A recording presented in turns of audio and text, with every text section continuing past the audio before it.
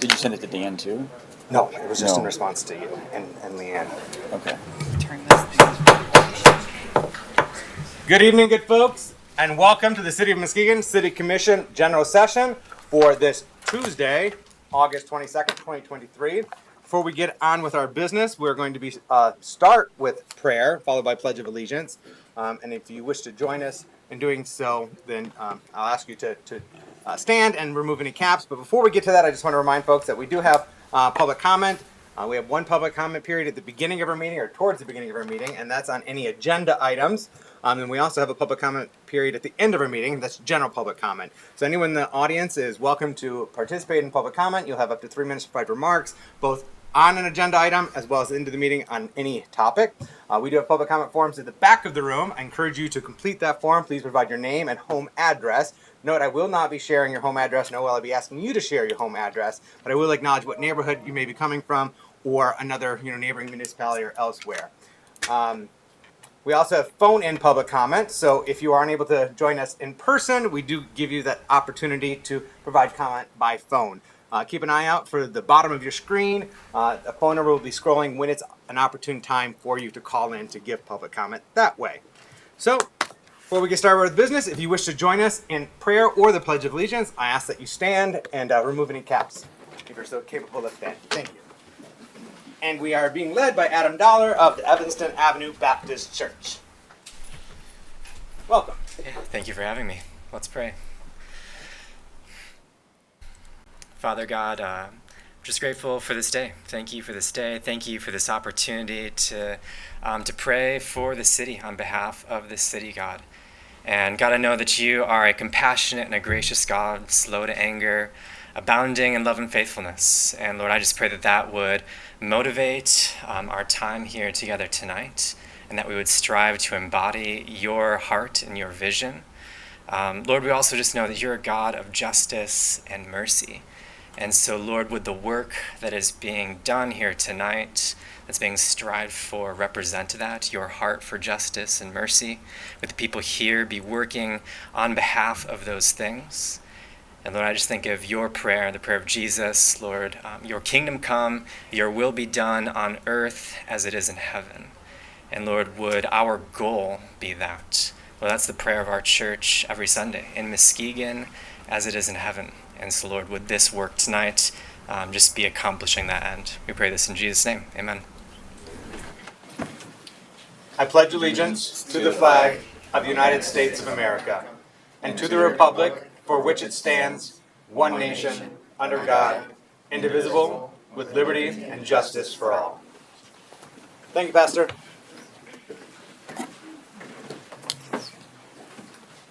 Now we have roll call, please.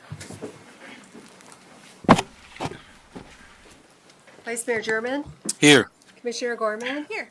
Commissioner Emery, Here. Commissioner St. Clair, Here. Mayor Johnson, Here. Commissioner Hood, absent, Commissioner Ramsey. Here. Thank you. Commissioners, you've had, we're not jumping to the consent agenda yet. We have public comment. I have not received any forms. Madam Clerk, have you received any forms for public comment? I have not. Anyone in the audience that wishes to give public comment on an agenda item? Oh, we did. Jumping out of order.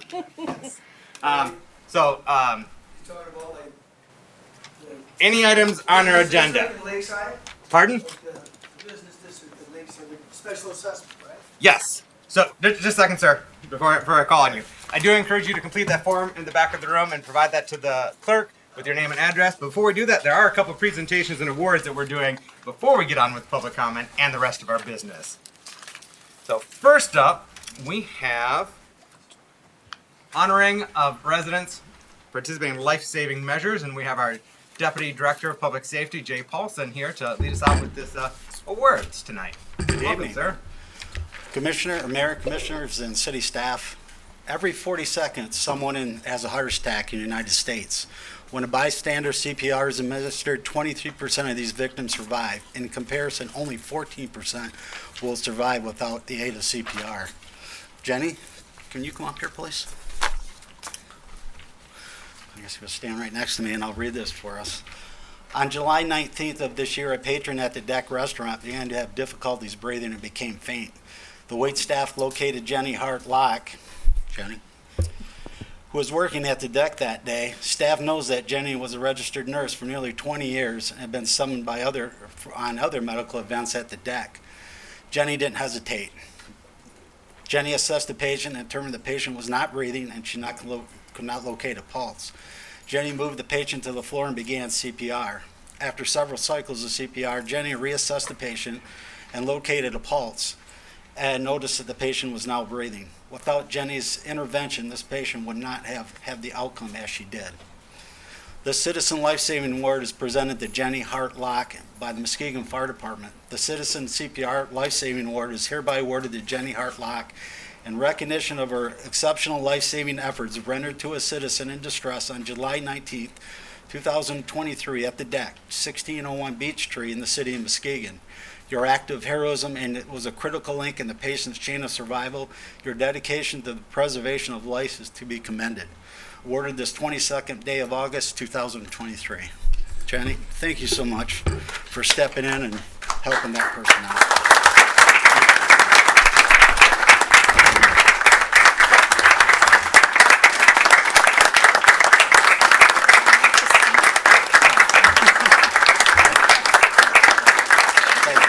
Thank you, everyone.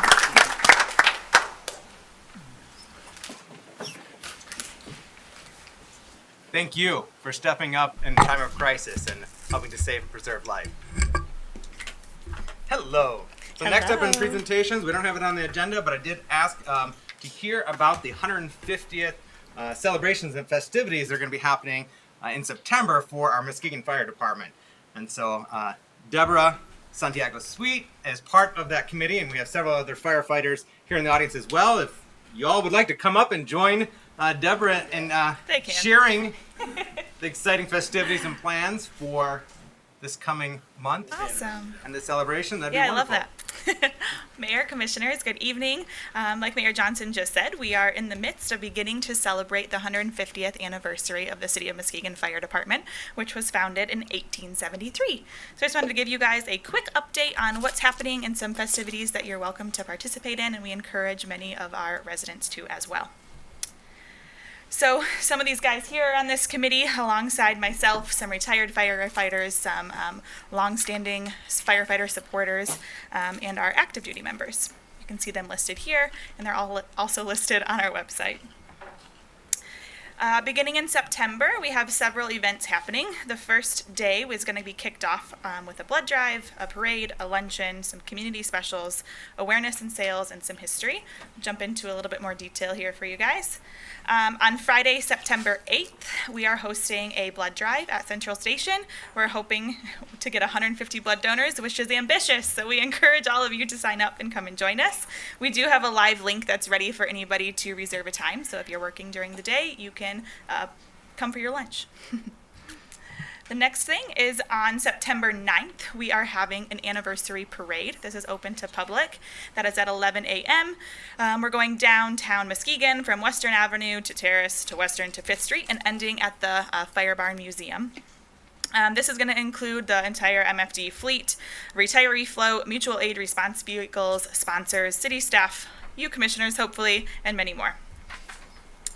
In addition, we are doing an invitation-only luncheon to honor and recognize all of the active and retired firefighters from the City of Muskegon and their plus ones. This is going to be at the Hilt Building Ballroom on Saturday, September 9th at 12 p.m., pretty much right after the parade. There's also going to be an award ceremony. In addition, you may have noticed around town, just to remind our firefighters how much we care for them and are so thankful for all of their service. We've put up several banners and flagpoles around town. In addition, we had an online merchandise sale open to the public. We had roughly 70 items ordered, and those should be out soon. We also have some incoming memorabilia for our active and retired firefighters to give them gifts. We have posters around town, Facebook events, and some memorabilia, signs, metal cutouts to go out to each of our stations. In addition to this, the community loves our firefighters and they are rallying behind them. We have roughly 20 small businesses around the city of Muskegon who are giving back to the firefighters by having specials at their businesses. So you can see a small list of them here that are going to be participating in having, a special burger at Hamburger Mikey's. I've been told that this is going to be extremely hot, so I warn you. Then there's going to be different drinks around town, and all of those are going to come back to the fund that is that we fundraised for to have this event. Addition to that, this is a really exciting part for me. We are partnering with the Lakeshore Museum Center and the Fire Barn Museum. We are working together to create and update the monuments at the Fire Barn Museum. We're also working on a really in-depth, historically accurate history book that will be able to be for sale. That's going to go back to 1873 all the way today. We're also going to be taking recordings of events that happened with our current firefighters and retirees at the event as well. All of these details that I just rambled off are all available online. You can get there with that QR code, the short URL, or it is listed easily on our website if you search the 150th anniversary. Questions? Fantastic. Thank you. Commissioners, questions on the festivities that are coming up? Vice Mayor German. Thank you, Mayor. One question and a comment. First of all, I'd like to say thank you all for what you do. Your service is greatly appreciated. And just how many firefighters total do we have? Currently, we have 28. We have one more will be starting on October 2nd. Thank you. Thank you. Commissioners, any other questions at this time? All right. So if folks in our community want to get involved, all that information's on this website right here, You got it. mkgcity.com/MFD150. Got it. All That's right.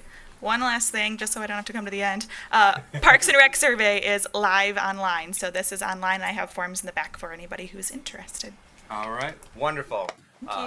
Thank you to our firefighters for all that you're doing in service and protection of our community. And it's a great thing for us to celebrate 150 years of those valiant efforts of our department. So we're grateful for you each and every day, and we're so happy to celebrate 150 years.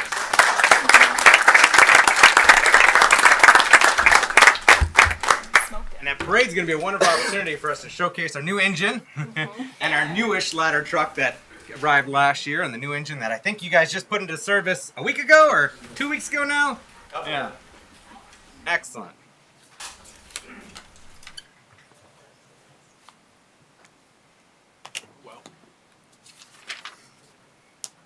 All right. So now we'll move on to public comment on an agenda items. So, Mr. Korndorfer, we do have a public hearing on that particular item, so I'm going to hold off on calling you right now, so you'll be speaking right at that public hearing on that item. So that's forthcoming. And then, Ms. Maria, I believe this comment form came from you. So we do have, you are welcome to come to the podium, and you'll have up to 3 minutes to provide your remarks.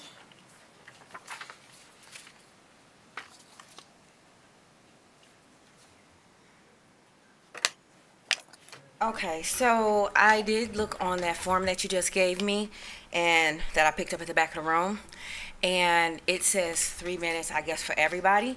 However, when I looked on your website, muskegon.hashtag.gov, under your So I presume you're PDF, speaking to the... under your PDF, it talks about that if you're representing a group, that you have up to 10 minutes. If that has changed, it's still out there on the website. So as a group, I'm asking for my 10 minutes according to that particular guideline that's listed online. Thank you for alerting us to that. We'll have to get that changed on the city website. The commission has adopted a policy that anybody and everybody is welcome up to 3 minutes to provide remarks, and so we do need to stick with that. Commission adopted a policy, regardless of what the website, the outdated information on the city website. So you're welcome to come back at the end of the meeting and speak again under general public comment and have 3 more minutes to speak, but at this time it is 3 minutes to provide your remarks. So, all right, so can my clock start over? Oh, yes, absolutely. We can reset that clock. Okay, all right. I didn't even realize that it started, but yes. Okay. Let's reset it again because I'm speaking. All right, when you're ready. Okay, I'm ready. Okay, so I am here as a representative from Threads. I also want to say I do not agree with that because what is posted is technically what is legal, so that should be enforceable. As far as community, they have absolutely no idea what's out there. But I will go through this as expeditiously as I can, considering it's such a large amount of information on one particular agenda submission. So in regards to items 7F, 7H, 7J, of the agenda, that's what we will be addressing on today. In November of 2021, our organization, before it was an actual organization, it was a coalition. We actually came before the city and we talked to, tried to work with the city in regards to how do we eliminate the negative effects of gentrification. We held several forums. We came to all of your events, or a good majority of your events, offered that public comment, commissioned a study on how to have investment with justice in our community, none of which has really been implemented over the course of this almost 2-year period. We have came to you on several occasions and asked to be a part of the initial level phases of any developmental work that's being done in our particular neighborhoods. Again, silence. So when I look at this is kind of disheartening. In November of 2021, when you all wanted to rezone the 3 neighborhoods of Jackson Hill, McLaughlin, Angel, it was a blanket request. That agenda item was pulled. We weren't able to speak at that time, and we said that the new administration would deal with that and also assist with the gentrification issue. That has not been done. And as a result, instead of you resubmitting that blanket proposal, you just broke it down into smaller parts. So on today's agenda, on item 7F and 7H, when you address the properties in the Angel neighborhood and also the large property of the former Federal School, that is almost 10 acres of land. If that land is redeveloped, without any parameters being put in place as to how we're going to deal with gentrification, you're going to have the same issue that we've been talking about for the last almost 2 years. It still remains. It doesn't disappear.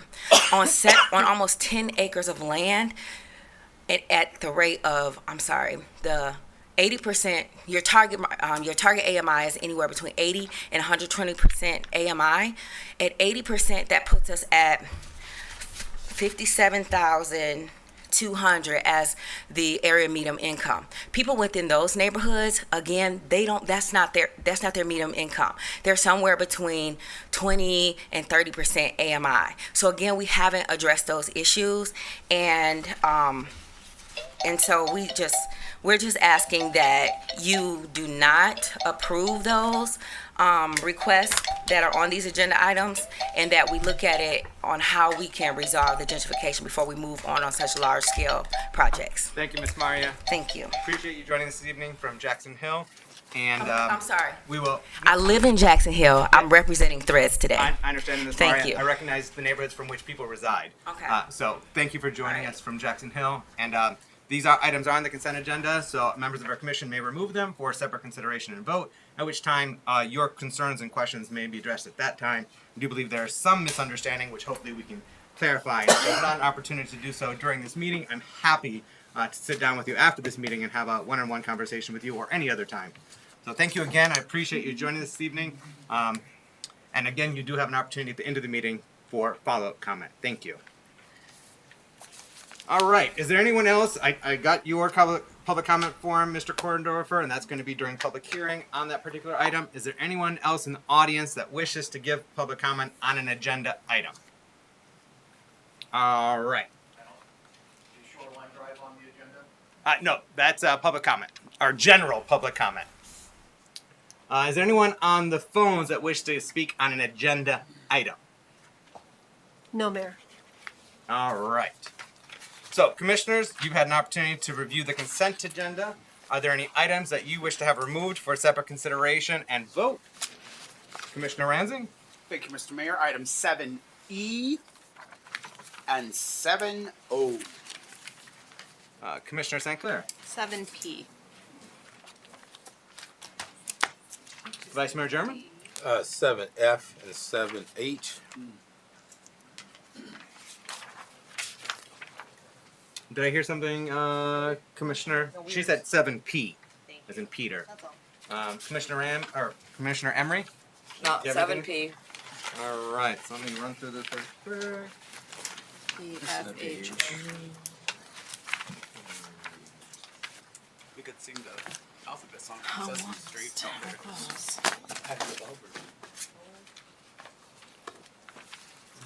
I'm familiar with that.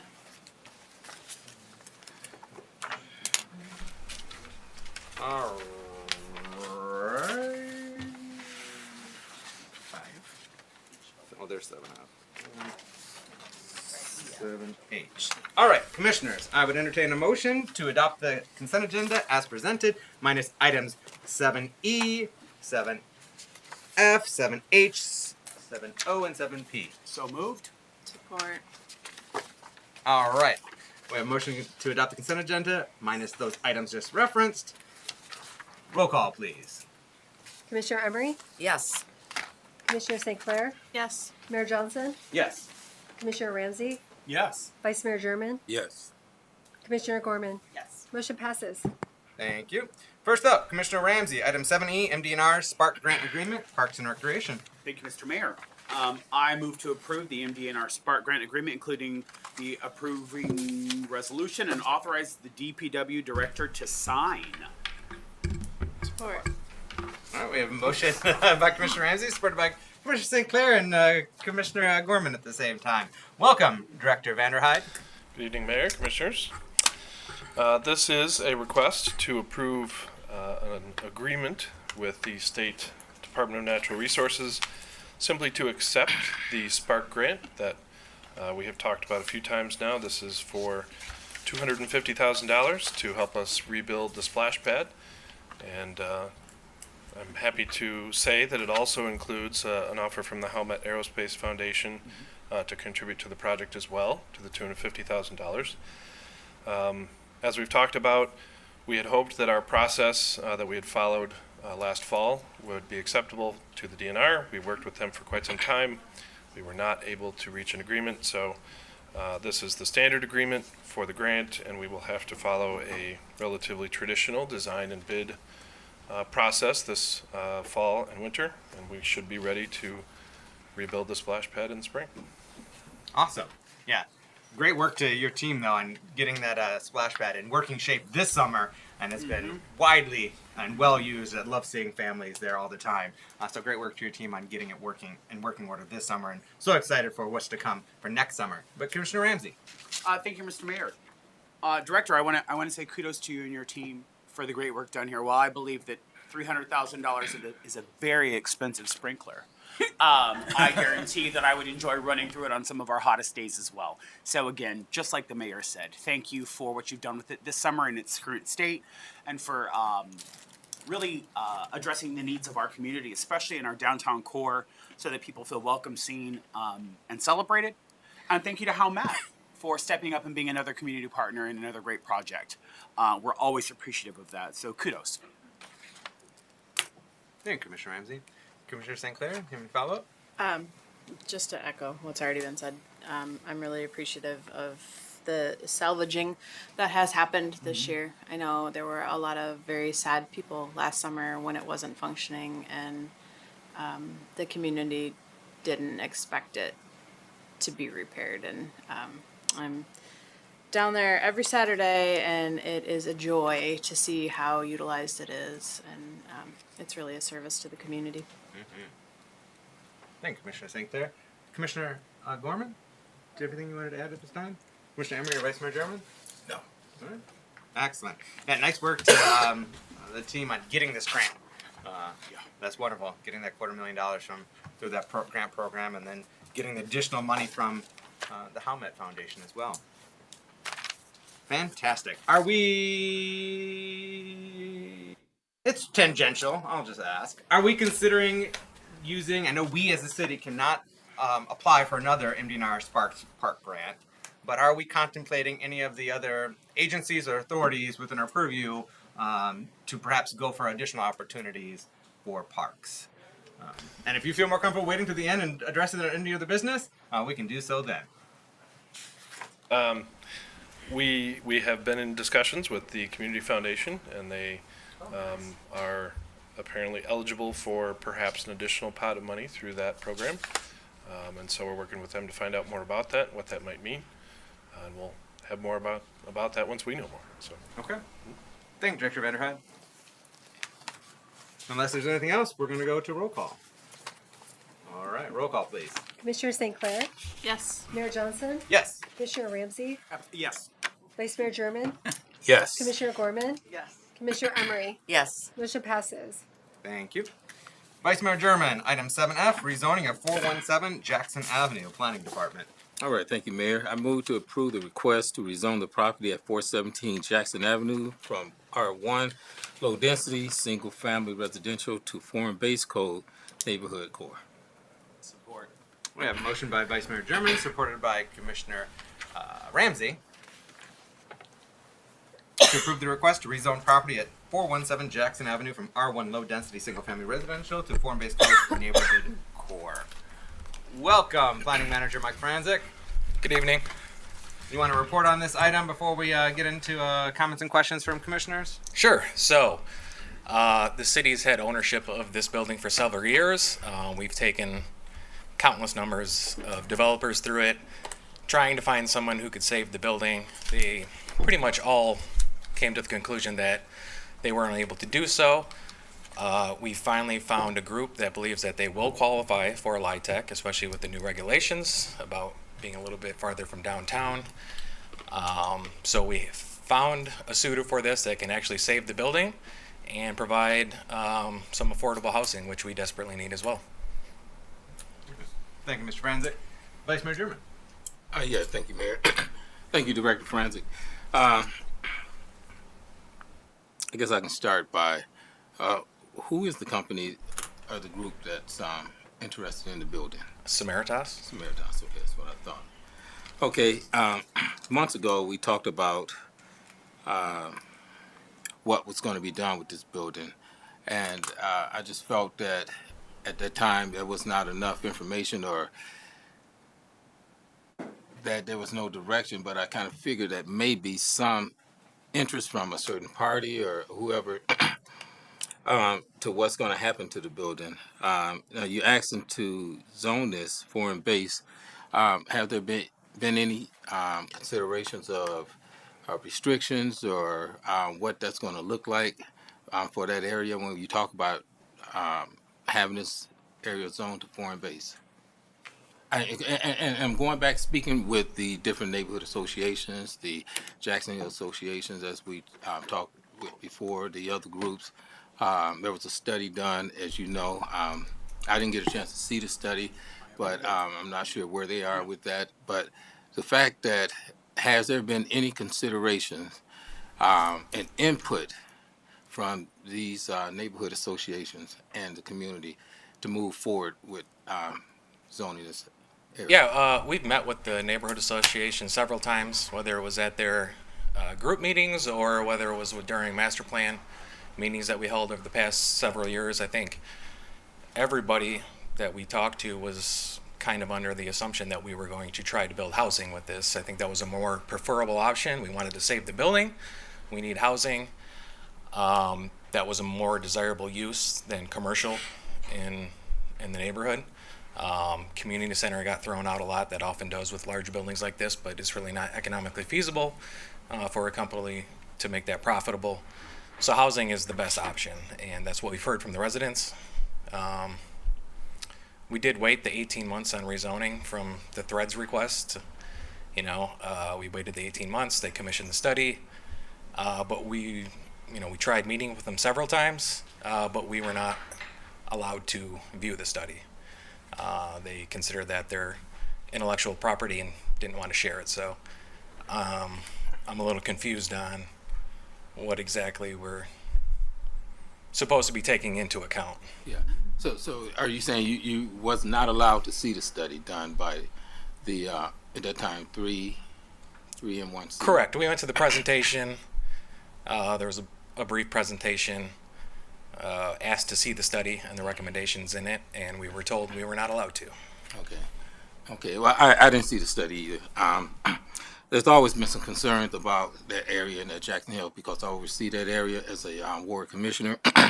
And I've stated this before, and I've seen it happen in other cities where when this development usually happened, and due to the first study, the Mayor Institute of Design study, Dr. Landsmark talked about it in this study, how any type of development, it's almost inevitable that you're going to have gentrification. This is something that I've stated to the commission way before this word was actually being used. Now we're here. So how do we combat that, or what is the plan, or are there measures in place to make sure that everybody's going to be welcome in this area? Because you asking to zone this area here, but then we know that it's going to spill over and then you're going to come back asking to zone other areas in this area.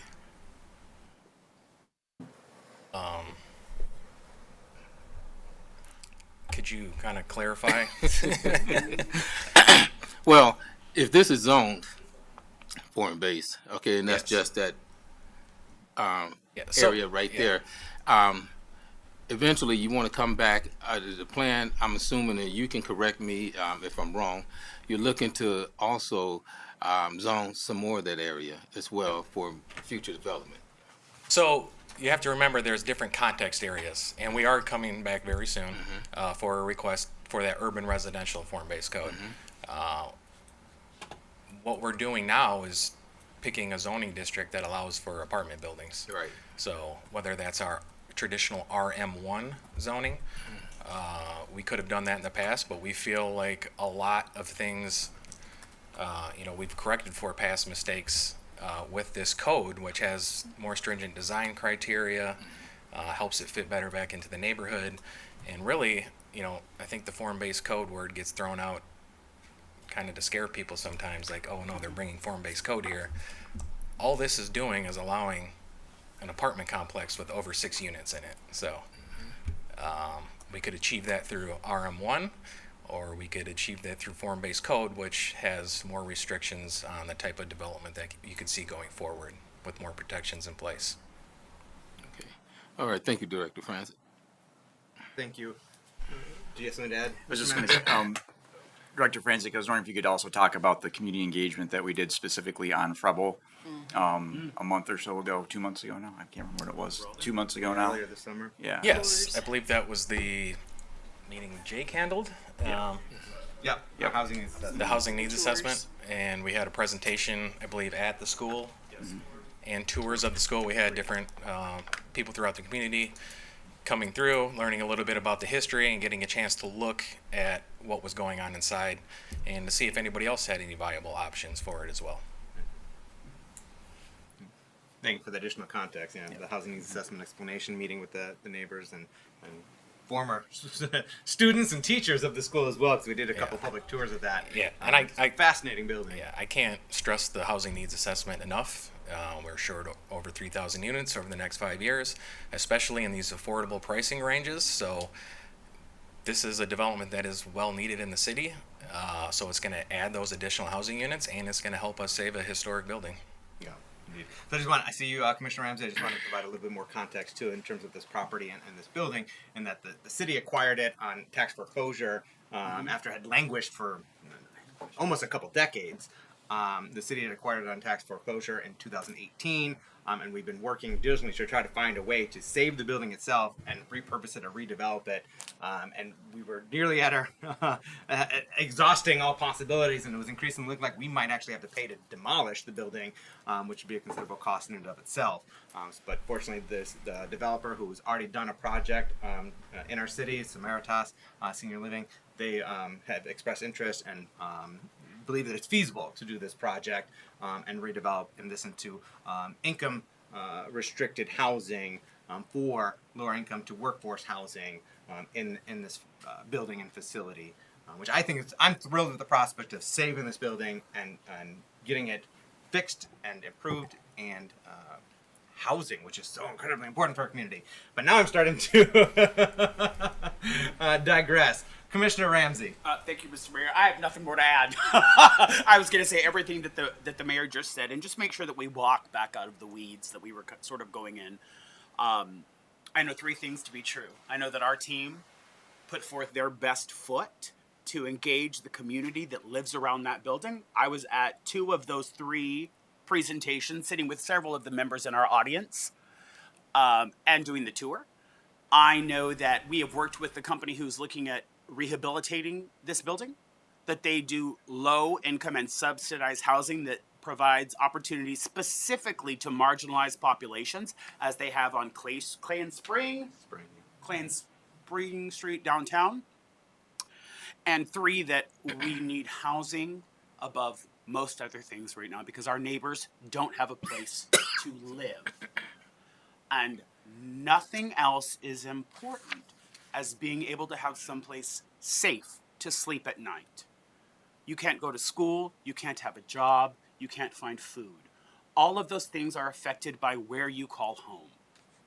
And if this opportunity gives opportunity to our neighbors who are in desperate need, then I celebrate it, and all of you for doing so. Here, thank you, Commissioner Ramsey. Commissioners, any other questions or comments at this time?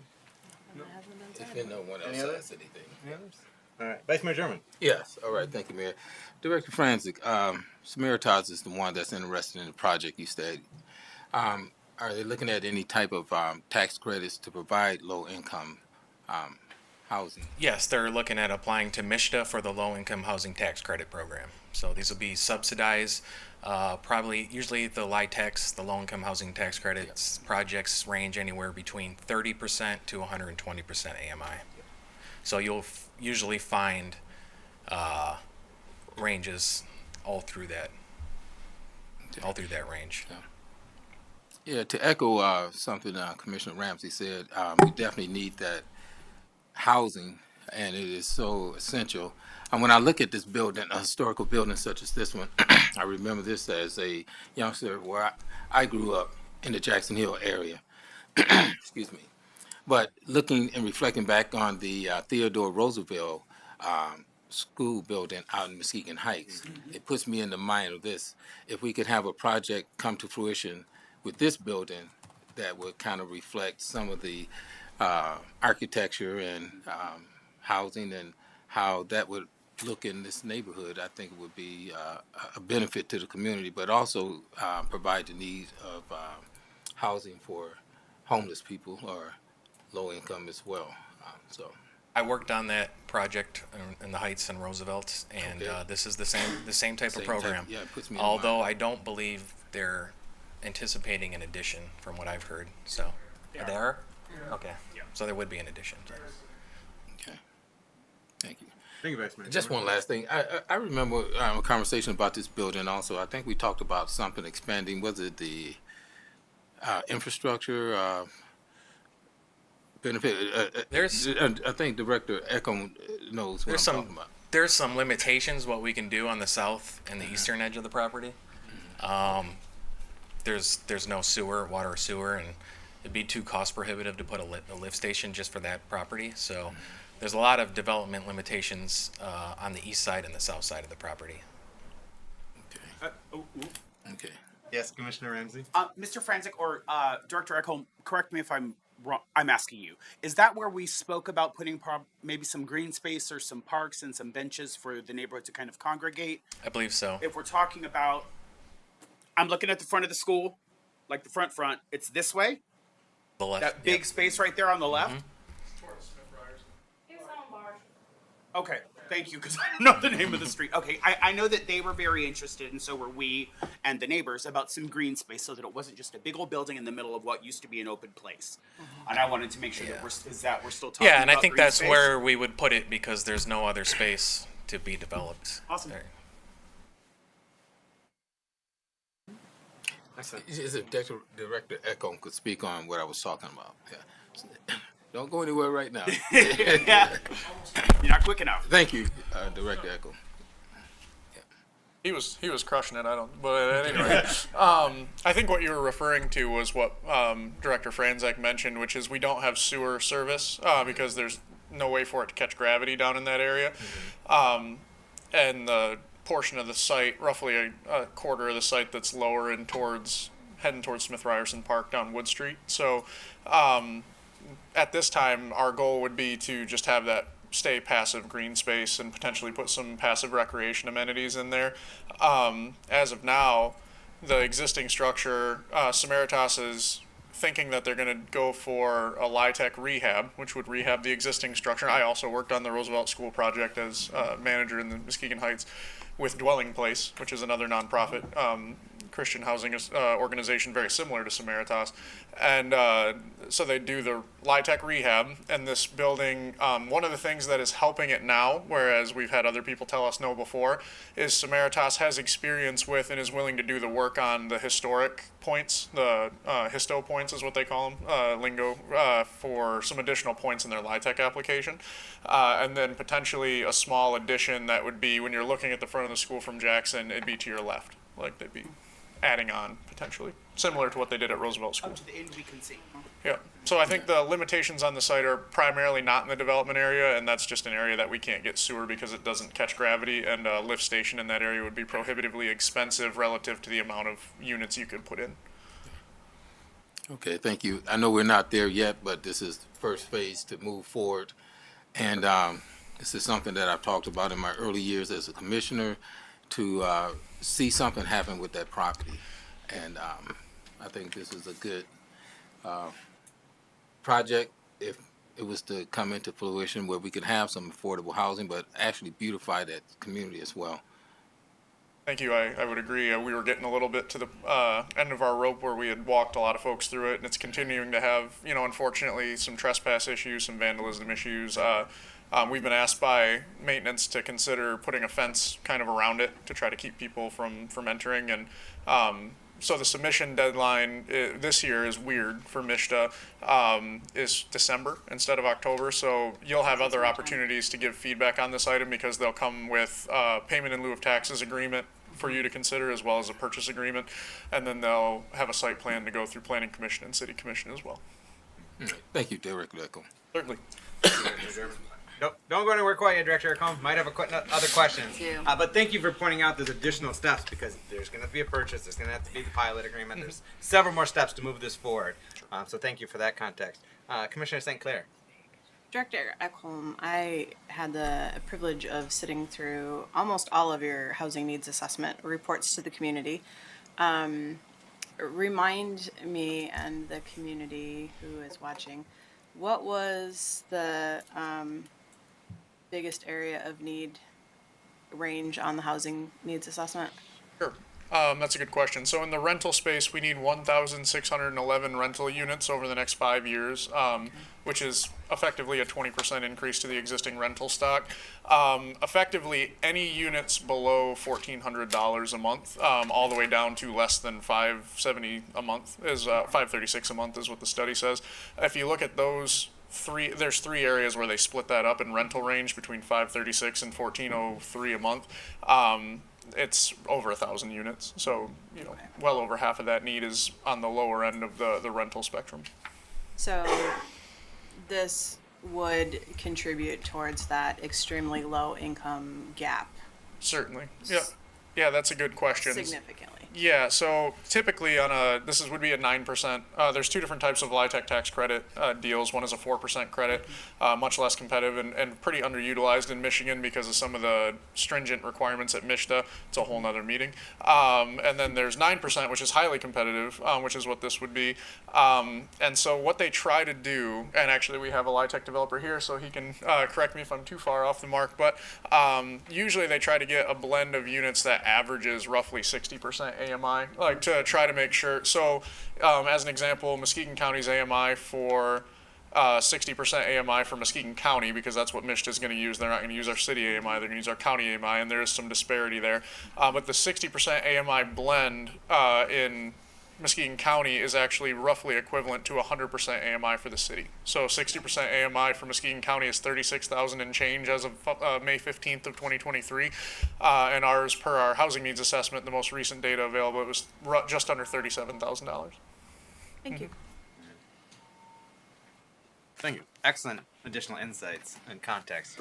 Much appreciated. Commissioner Ramsey, did you have a follow-up? Yeah, but it's not for Director Ekholm. It's really for Jonathan. Mr. Manager, I would really appreciate it if we could talk to public safety and figure out if there's something we can do to shore up the building as we move through these transitions, because the worst thing that could happen is that someone who was homeless would be in there living, seeking some sort of refuge and or shelter, and have something terrible happen to them. So anything we can do that just provides extra safety while we are in the home stretch would be amazing. That is primarily what the trespass that we've seen has been unhoused individuals primarily at this point. The building has more or less had most things of value removed, and not by us. We didn't ask people, but they were happy to do it for us. But so at this point, it's primarily people seeking shelter. So Yeah, and we've seen it happen before, and so anything that we can do to protect our would-be neighbors would be amazing. Absolutely. Any other questions or comments at this time?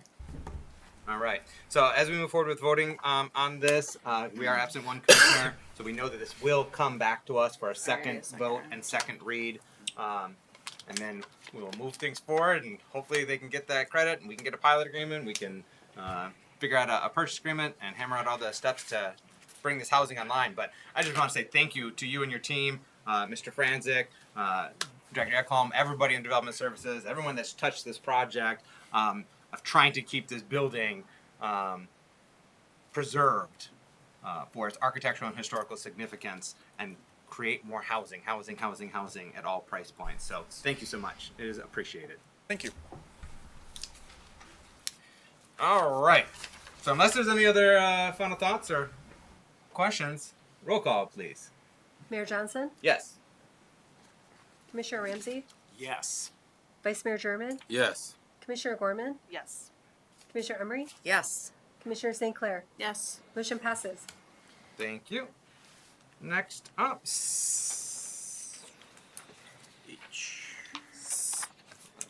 oh no, 7F. Oh, right? Oh, we just did No, 7F. 7F. So now we're on 7H. Okay. That's Yeah. Vice Mayor German, rezoning of several properties on Myrtle Avenue, Allen Avenue, and J Street in the Angel neighborhood. That's also with our planning department. Vice Mayor German. All right, thank you, Mayor. I move to approve the request to rezone 139 Myrtle Avenue, 140, 148, 158, 168, 174, 186 Allen, 159, 169, 185 Amity Avenue, and 923 J Street from R3 Low Density Single Family Residential Form Based Code Neighborhood Core. High density. Support. Support. All right. Just a note that it's from high density single family residential to form based code. But everything else perfect. All right. We have a motion by Vice Mayor German, supported by Commissioner St. Clair for this motion. Would you like to report out, Ms. Franzik, before we entertain any questions or comments? Sure. This is pretty similar to the last one. Another LIHTC development, and we do have the developer here. Spire Development is interested in this. If probably pretty familiar driving by this property, seeing it from Apple Avenue. There's a lot of vacant land over there. Just to clarify, this is the property north of Allen, so it's not the one fronting Apple, although that's a separate project that will be coming forward. This will be in the 2.2 acres north of Allen, LIHTC development, and seeking the neighborhood core because it would fit in well, and try to envision a building like 1021 Jefferson or Berkshire or the Samaritas building. It's probably how it would end up being developed under our form-based code. Okay. Vice Mayor German. Yes. Director Francis, could you enlighten the public on what the R3 high density, the R3 zoning description is, and the high density? R3 high density single family zoning is a zoning district that allows only for single family homes, and the minimum lot size is 3,000 square feet with 30 foot of road frontage. So pretty narrow type of lots with single family homes on it. Is what you would typically see in an R3 zone. However, most of the houses in this whole area have been demolished except for just a couple. And we like to think of this, if you look at the zoning map and you can see the density all around this. We have the tower just to the north of us. We have the Pine Street Business District. We have the former county complex and Baker College complex south of Apple. So this is really just an extension of downtown. It's kind of like carved out right now as a C with just single family zoning, but we feel that this fits in very well with the downtown and downtown development because there's that natural barrier with the gully just to the east where the Amity Bridge is. So it really is kind of cut off from the neighborhood there, and it's really feels like an extension of the downtown. Okay, and how many units? Well, again, we're still not there yet. Just, I'm trying to look, in the future of what this will look like, and I really don't have enough information to really make a sound decision on it. Well, you can look at in the packet. There's the excerpt for what's allowed in the neighborhood core context area. And we can see the biggest type of building you would see is a mixed-use type building, which would allow residential and commercial on the first floor, and a maximum height of 5 feet is all you can go. And we're really only working with 2.2 acres here, so it's really, if you could, that's it right there, but if you scroll right to that map and you see the outline, that's the footprint they're working with. So it's much smaller than the Bayview Tower is. And it's going to be a lot shorter, but they're still working on the numbers, but I believe they're envisioning between 50 and 100 units. So again, this is going to look very similar to 1021 Jefferson and Berkshire. I think Berkshire has 84 units. So that's probably going to be a little bit more comparable to what that would look like. All right, thank you. And you can see that it's just on the edge of the form-based code neighborhood core presently. So it's in general alignment of that nearby zoning that exists. And I just wanted to clarify, when you mentioned most of the housing is removed, for anyone that's unaware of the history of this property, that it's not houses that were removed to accommodate this development, and it was houses that were removed over decades due to disinvestment and disrepair that led to this vacant property now being in a position for new development, but it was not done for the purpose of this development. I just want to make sure everyone understands that. Commissioner Ramsey? Thank you, Mr. Mayor, and for making that point about the disinvestment years ago. Mr. Franzik, can we have a conversation with the intended developer about what they're looking to, who they're looking to recruit to be a part of the residences built on this property? Is there a target demographic? Can we talk specifically about what LIHTC means in everyday terms? Because we just celebrated a wonderful opportunity at Freebold School, or however you're supposed to say it, school, with Freebold, with subsidized and affordable. Yes. In my understanding of the word affordable housing opportunities. And so if this is another, I would like that to be shared in plain English. Before we call up the developer, though, or the interested party in developing this property, commissioners, are there any other questions for staff at this time on this item with regard to the rezoning designation? I had the same question. Okay, so we'd like to hear from the aspiring developer of this property. If you could come up and introduce yourself and your organization, sir. Hi, good evening. My name is Sean McMickle, and I'm with Spire Development. We're the applicant behind the proposed rezoning. And we would like to do a LIHTC affordable housing development. We are going to target an average of 60% AMI, and in order to do so, we'll have a range of 30 to 80% units, with that average being at the 60%. The intent is to have units that are affordable for the residents that have lived in the neighborhood. The intent is to be affordable within the community, and so with that, we're still playing around with the number of units. That's why we have that range of what we can fit on the property, but a lot of it depends on the zoning. So with that, I'm happy to address any specific questions I know you may have. Thank you. Commissioner Ramsey. Thank you, Mr. Mayor. And thank you, sir. We are excited. I'm excited about this opportunity as well. I want to encourage you and your team to really look at green space in a building like this, because we never want to put a bunch of poor people in a big high-rise project-looking situation. That's not respectful housing, and I want to make sure that everyone who gets the opportunity to live there feels like it's theirs. So green space is wonderful. And I wanted to ask you a question without opening a wound. Weren't you also one of the applicants at our Catholic Charities old building opportunity over here on Houston and 3rd? That's I want to correct. thank you for coming back and wanting to work with us on this project as well, because we were all very concerned that we had so many people show up that we wanted to find spaces for everyone to be able to do this great work for our neighbors. And so thank you to you and your team for making that happen. Thank you for having me. And so I do want to comment on the an outdated view of affordable housing is project-based Section 8 housing of big giant towers. And the LIHTC program really is a different program entirely. The LIHTC program is meant to bring high-quality housing that is affordable. For example, we'll be targeting a very high level of energy efficiency with this project. MSHA requires us to do that. And so the idea is that, you know, we're not building cheap housing, we're building very high-quality housing that is also affordable. Fantastic. Commissioner St. Clair. I've heard everything I need to hear. All right. Commissioners, Vice Mayor, any questions for the developer? Okay.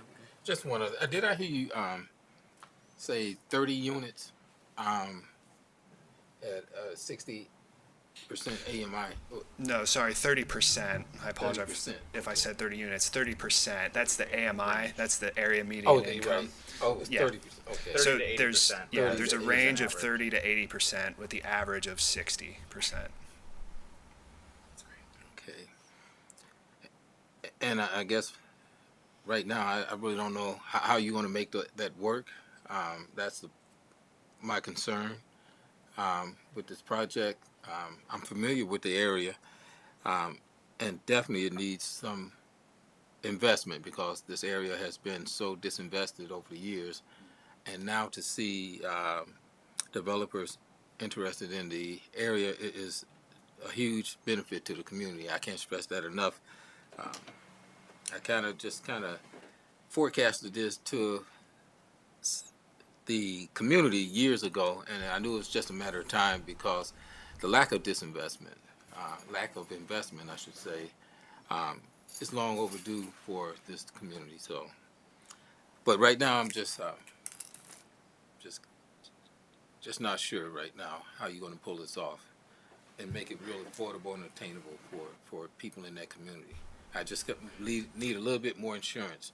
So, not to discourage you or say that I don't support it, but at this time, I'm just kind of. Yeah, not at all. So the whole premise of the tax credit program is that how it works is we apply for these tax credits, and if we get an award, those tax credits are sold to private investors. And so the private investors are providing a large chunk of equity into the project, which is how we're able to keep rents affordable. It's different from, say, a market rate housing development where there's a very small percentage of equity, which is supported by a very large permanent loan, which then requires very, very high rents in order to support that.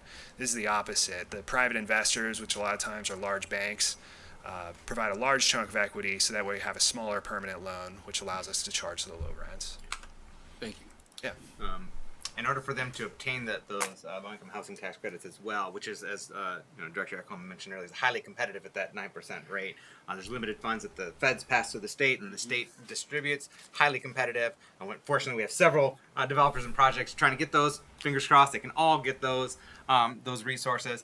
But an integral part of them being able to pursue those opportunities or those resources is us approving a payment in lieu of taxes agreement. So we have to, and that'll be forthcoming at a later date, if we want them to be able to compete for those tax credits and move this project forward, we're going to have to approve a payment in lieu of taxes agreement, as we have for every other LIHTC project in our city over many, many years. So just know that that's forthcoming as well if we're moving this project forward. But Commissioner St. Clair? Thanks. I don't know that this is for the developer. It might be for Director Eckholm or perhaps the manager. I know that we have other LIHTC projects in the community that maybe we could reference to give a little more context for the Vice Mayor.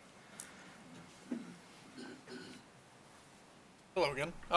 Yeah, so Vice Mayor German, to answer your question about how do LIHTC firms like pull this off. So Mr. McMickle briefly touched on it. So any like multi-format, large format housing project has an institutional document called a pro forma where they're going to put together like what's the cost of money, interest on debt, how big is their how big is their long-term debt going to be, how much equity are the partners bringing in, how much cash of their own are they bringing in, and then that justifies like a lot of different things, like what the construction prices are going to be dictates what the cost per square foot of rent is going to be. So it's a little bit different than like a single family rental market where people are looking at like, well, a 2-bedroom single family house in this market can fetch X, Y, and Z. They're taking a look at what their internal rate of return for their investors is going to be, and then they try to land on a rent per square foot, and then they determine if the market can support that much rent. That's a market rate deal. On a LIHTC deal, again, LIHTC stands for Low Income Housing Tax Credits. So these are federal tax credits that investors, usually banks, as was mentioned, will invest in these projects, and that brings a lot of equity up front to the project, which means they need less debt. Because market rate developers don't tend to like to park a lot of their own personal net worth into housing developments. They like to use the bank's money. And then what they'll do is they'll refi after a decade and pull their money with profit out. And so these are different. These are long-term assets that are held for a long time. And in exchange for access to those tax credits, which bring in more equity up front and then therefore less debt and less interest payments, they have to hold their rents at a certain rent. And so that's how they make that work.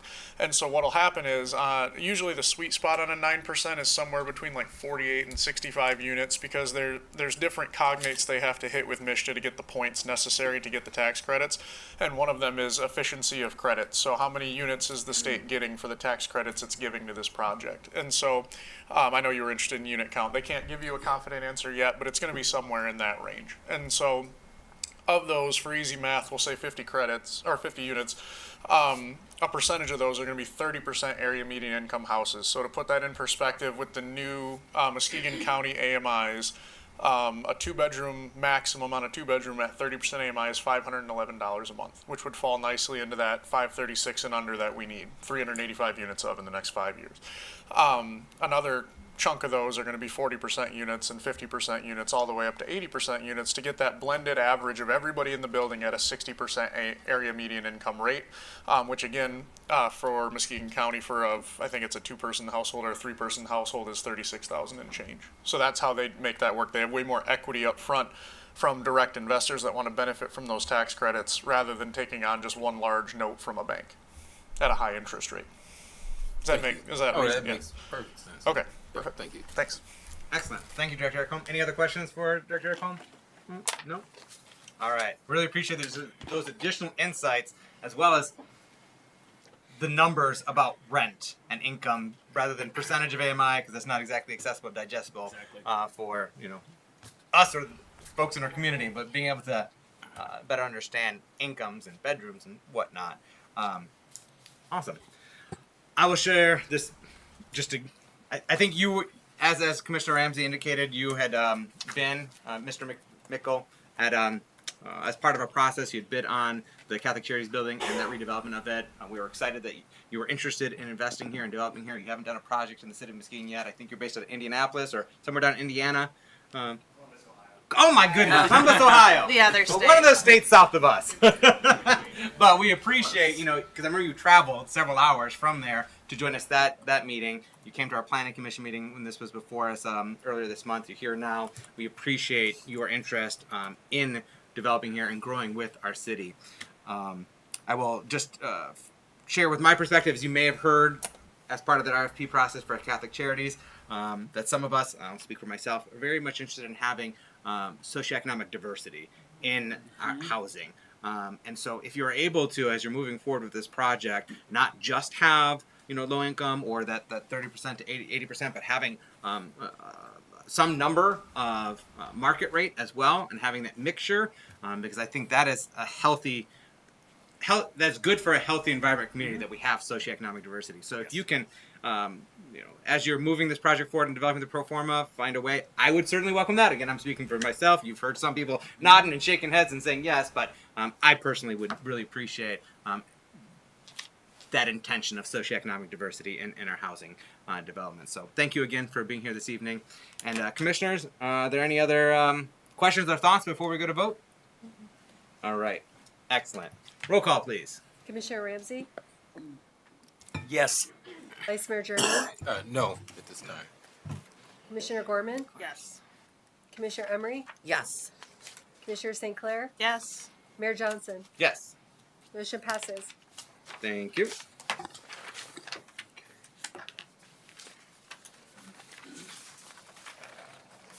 Next up, 7O.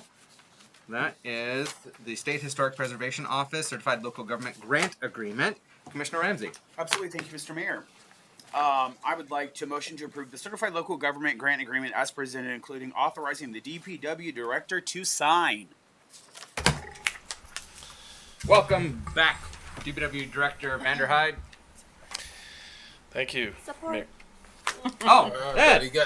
Motion by, I thought we were all good to go. But yes, Commissioner Ramsey, thank you for that motion, supported by Commissioner Gorman. We're so excited to hear about this SHPO grant. Yes. All right, so thank you. This is similar to the last item I was here for, approving an agreement with, in this case, the State Historic Preservation Office. Actually, Jamie Pesh in our planning department deserves most of the credit for this one. But basically, it's a grant opportunity that will allow us to maintain the monuments in and around Hackley Park. And the city will have to contribute about half of the cost if you count the structures outside of Hackley Park. That's about it. The work would be done next spring based on the availability of the firm that helped us prepare the grant application. Excellent. Commissioner Ramsey? Thank you, Mr. Mayor. Just another celebration point for you, Director, and to your team. Jamie, thank you so much. I think that all of these beautiful parts of our city are so important to preserve because we have so much pride in what and how and when and where we came from and where we're going to go. And so I think to continue to be able to share that narrative with those that come after us is an amazing opportunity. And to get someone else to pay for it is even better. Agreed. So congratulations for that, for being great stewards of our money and great stewards of the history of our beautiful city. Here, here. Well said. Thank you, Commissioner Ramsey. Commissioner Gorman.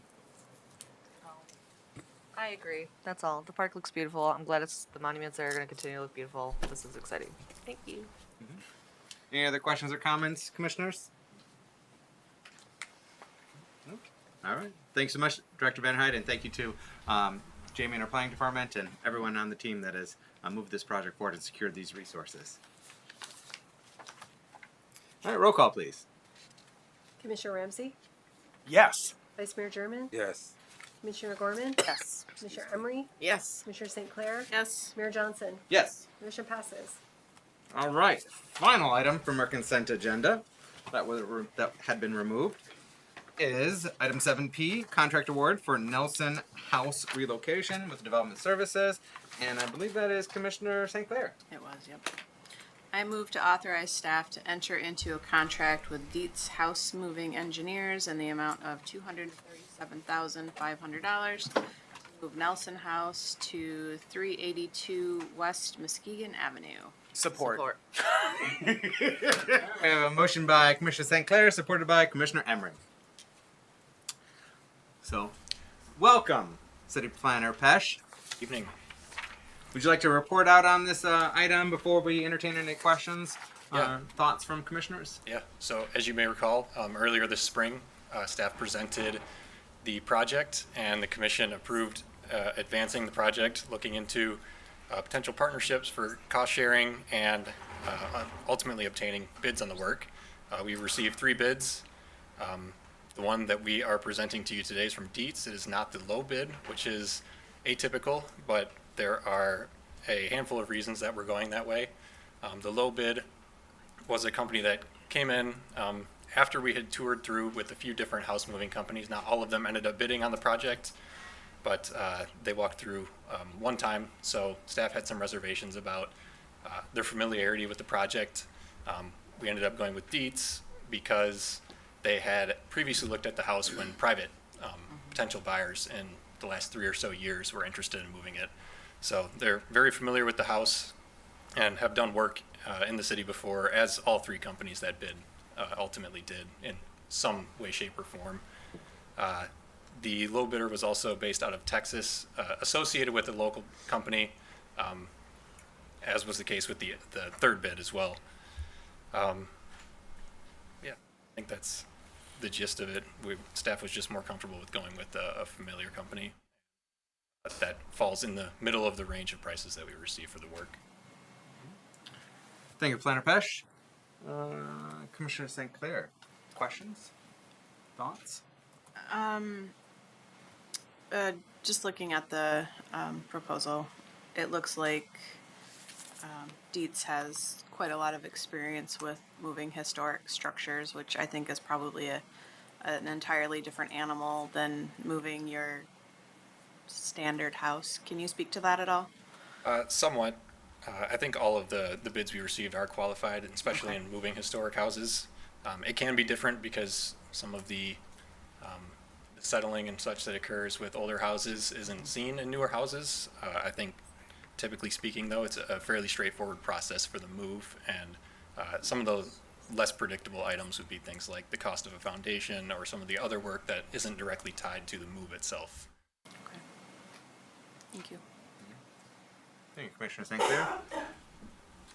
Commissioner Emery, any questions or thoughts? I'm excited that we're able to save this beautiful home. And it will look fantastic in our downtown. I will add that in the time since our first presentation on the project, staff had looked into funding partnerships. We reached out to the Nelson Neighborhood Association. We had looked into the last item, the Certified Local Government Program, potentially obtaining a grant for that, and that would require adding the house to the National Register of Historic Places, which, considering the tight timeline with the school district wanting to clear the property, we didn't think that would be able to happen in time. The application process for the fiscal year 24 grants hasn't even opened yet. So that is the reason that we were unable to pursue those dollars, but we could in the future, depending on how much longer the city would own it if it were to be moved, pursue funding to help with any needed repairs, new roof, things like that. And then the final source would be the Muskegon Public School District, who is contributing in the sense that they will take care of the hole that's left behind if the house is moved, and they also have begun the process of asbestos abatement. They've had staff on site that we actually ran into while we were there one day and spoke with briefly about it, and they're going through all three of the buildings that are left on this property and assessing what the conditions are on the inside, and ultimately we'll handle it and handle any part that would be affected by lifting the house and disconnecting it from existing services, things like that. Thank you, Mr. Pesh. Follow up, Commissioner Emery? No? Yeah. Great to hear from Muskegon Public Schools, helping to defray some of those costs for prep work as well as managing the site after we're able to relocate the home, assuming that this gets approved and the project's successful in relocating. But good to know as well that time is of the essence, considering the current property owner's plan to vacate that site entirely, and get it to a position for other purposes in the very near future. They've been good to work with, let us in the house every time that we've asked, and have been very cooperative and helpful in letting us show various contractors around and take tours on our own. And thank you for acknowledging and explaining. So thank you for explaining why you're deviated from the lowest cost qualified bidder. Because we have a purchasing policy in place, and so when we are deviating from it, or staff is making a recommendation that deviates from it, it's important that we explicitly acknowledge that deviation and provide the rationale as to why. What's the compelling reasons for us to deviate? And so I appreciate that acknowledgement and that explanation of that rationale. Thank you. Any other questions or thoughts? Vice Mayor German. Yes, thank you, Mayor. Question about, I see that the rehabilitation would be, the rehab will be done by a private owner. And how much is it costing the city with the help from Muskegon Public Schools? This is the price of it. That is the price. Plus any additional costs incurred from utility moving. Okay. So when a house is going down the street, there may be overhead lines that have to be lifted. We would have to work with private utility companies to have those lifted or moved in some other way. And where's this? What budget is this coming out of? This was budgeted, 200,000 was budgeted for the house move project. And with this proposal, we are requesting a budget amendment that would cover the additional expenses that are tied to it. Okay. And it's coming out of our general fund or? Public improvement. Oh, public improvement Yeah. fund. Okay, yeah, okay. Any thoughts of how much we'll be selling this house for to the private owner?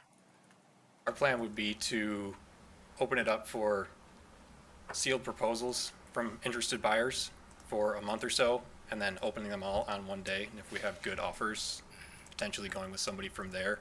So we're not necessarily setting the price, but we're seeing what people would be willing to pay for it. That we'll recoup the cost pretty much. Yeah, that would help in doing what we can to recoup the cost. The Yeah. rest would be reimbursed through brownfield tax credit. Yeah, I can see the benefit. Yep. Okay, thank you. Yeah, I think that's a good approach of having the sealed bids and not just putting up there with the list price, but having a sealed bid process and open it up to all offers and see what the best offer comes, and then our city staff can work out some kind of development agreement with their preferred bidder, and then bring that forward to us, and we as a commission will decide if that's acceptable, not only the price, but that development agreement. So the timeline in terms of rehabbing the home itself, and perhaps some protections there as well. So our interests are protected. And I also had an opportunity to speak with Development Services Director Ekholm earlier today, just trying to understand some financial forecasts and crunching numbers, and just giving me personally greater assurance in terms of the timeline for rehab, becoming uncapping its taxable value, capturing that those taxes, and then being able to pay ourselves back through that brownfield scattered site program. And so I feel comfortable and confident in that outlook and that forecast, and that it will not only is a fiscally sound way forward, but as Commissioner Ramsey was nodding to earlier, I believe it was Commissioner Ramsey, maybe I'm misconstruing with somebody else, but just the importance of preserving and continuing our history. Yes. For a wide variety of reasons, city institutions have been responsible for the deconstruction and demolition of critical components of our history over many, many decades. So much of our history has been lost, and I think it is important that we preserve this history, particularly a home for which occupied a resident, for which a neighborhood was named after, Nelson neighborhood. And so I do think it's important to preserve the history, and I'm thankful for our team for working on this project and moving forward, because I don't necessarily think there'd be anyone else to step in and save this history. So I'm grateful for our city's team for moving this project forward and bringing it to us for our consideration and final determination. So thank you. Any final thoughts or questions before we go to roll call? No? All right. Roll call, please. Vice Mayor German, Yes. Commissioner Gorman, Yes. Commissioner Emery, Yes. Commissioner St. Clair, Yes. Mayor Johnson, Yes. Commissioner Ramsey. Yes. Motion passes. Thank you. Thank you. All right. Next up, we have a public hearing for approval of the Lakeside Business Improvement District Special Assessment. This is economic development being reported out by Contessa Alexander, our development analyst. And so, before we hear anyone from the public, would you just wish to report out on this item and bring us up to speed where we're at with this? Absolutely. Well, good evening, Mayor and Commissioners. I'm here on behalf of the Lakeside Business Improvement District. I'm the current staff liaison to this board. And earlier this month, you heard an amazing presentation from David Alexander, who introduced the proposed special assessment to you all and to the public. Since then, public notices have been sent out, and letters have been sent, and we haven't heard any opposition for the special assessment. The Lakeside now, we've seen it's completely involved. There's so many new businesses and increased foot traffic, and the Lakeside bid definitely thinks that there needs to be more services. So for the previous 2021 and 2023 special assessment, it allowed for the Lakeside bid to pay for many items, which improved the district. Some of these items include snow removal, Christmas decorations, tree lighting, landscaping and maintenance, lakeside events, and advertisement. Commercial property owners paid on a square foot basis for these services. Fast forward to this year, the bid board unanimously approved the renewal of these services for the final 3 years for 2024 through 2026 with the same properties and in the same district. The proposed rates have been reduced by 20%. Class A properties will be assessed annually for 4 cents per square foot and capped at $1,600. Class B properties will be assessed annually at 2 cents per square foot and capped also at $1,600. Class B properties are defined as industrial, automotive, and utility properties that do not gain as much benefit from this district as other commercial properties. So the recommended rate maintains the current services and discretionary funds for the proposed 3 years. It offers a 20% reduction in special assessment and puts the CIA in a position to continue the services in 2027 and beyond. And that will help, as the bid transition out, which is similar to what we see in downtown bid. So today, if the district is approved, another public hearing will be set on September 26th and will be scheduled in order to approve the tax rolls. The special assessment will be in the winter tax bills of this year and then due in February of next year.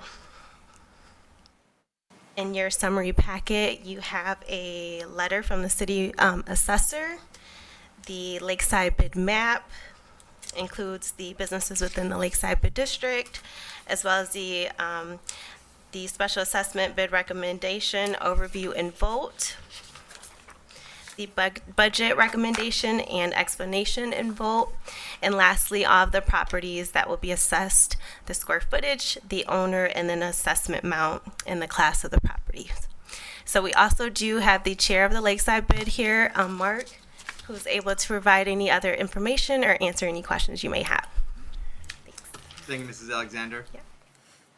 Welcome, Mr. Flamon. Kind of went over it all a couple weeks ago, so if you have anything else, I will say that the bid board consists of, I believe, 3 property owners or representatives, and the rest of them are tenants of the buildings in Lakeside. So we got a good mix of board members. And by tenants of building, you mean business owners and Business operators? owners, yes. Yes. Business owners. Okay. Because that's what the bid is for, businesses only. Yes. All right. Excellent. Commissioners, do you have any questions for Mrs. Alexander or Mr. Flamon? Commissioner Ramsey. I have a question for Mrs. Alexander. Thank you, Contessa. Great job. I'm very excited about this. And I'm also excited about the method that we're setting up and going to be able to share with some of our other business neighborhoods. So when we look at how we get to support some of our smaller business corridors, Sherman, Laketon, Hackley, really coming together and kind of improving what they do and how they do so that they can serve our neighbors better. This is a great model, and I'll be very excited to hear about you shopping it around to all of those places. But my actual question is, could you break down what CIA means for us? We know that BID is Business Improvement District, but what is the CIA? I'm so sorry. Yes, that's the Corridor Improvement Authority.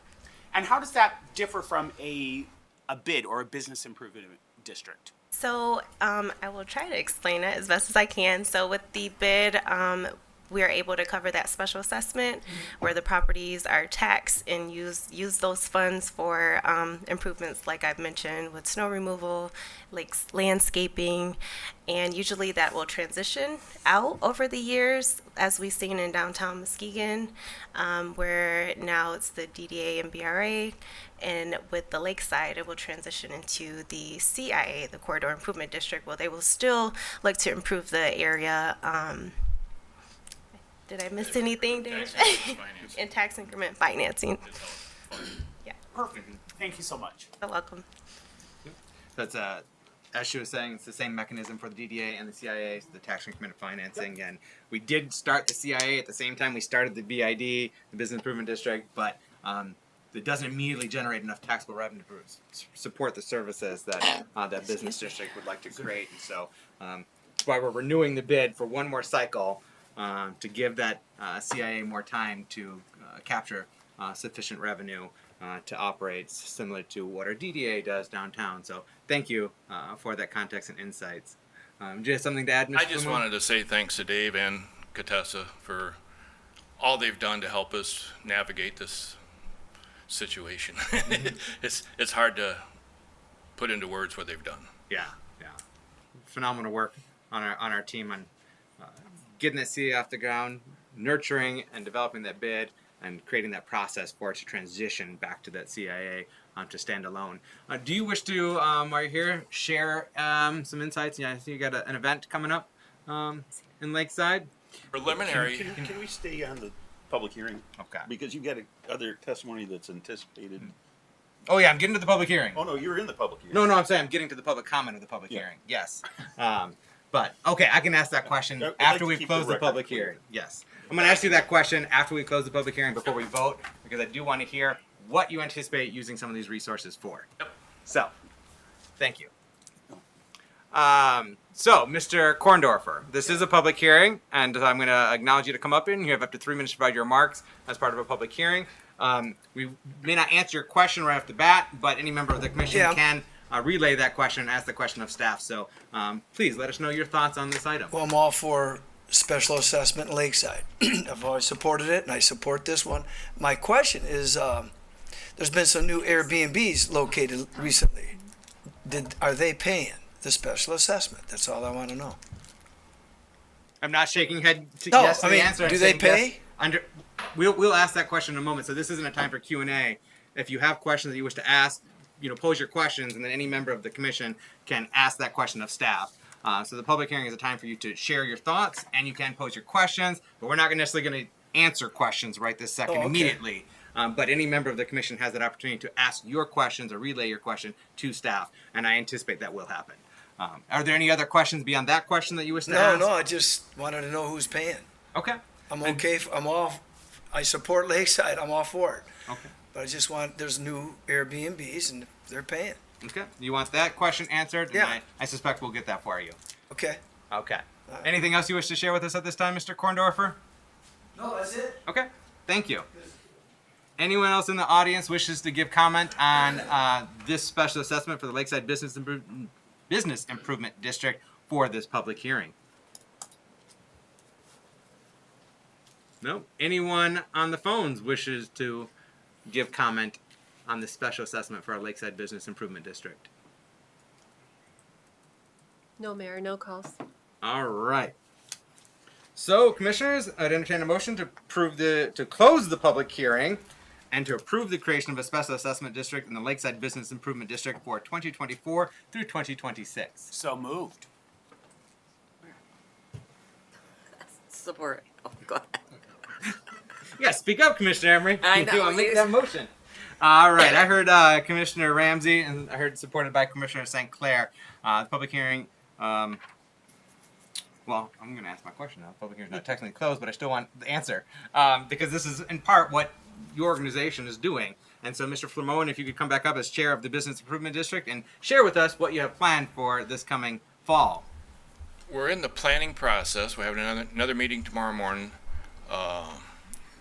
We couldn't really come up with a name for it, so we're calling it the Lakeside Fall Festival. October 7th, 11 to 4, I believe, are the hours.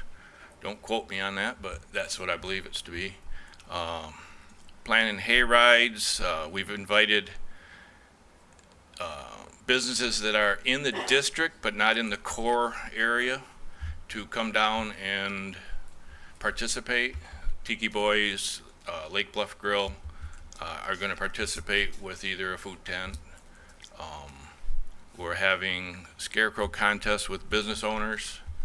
We're doing a kind of like a Lakeside Give that business owners can give back part of their proceeds, or they can have like a special thing on their menu and donate money to the Lighthouse, the Clipper, and Heaven Can Wait.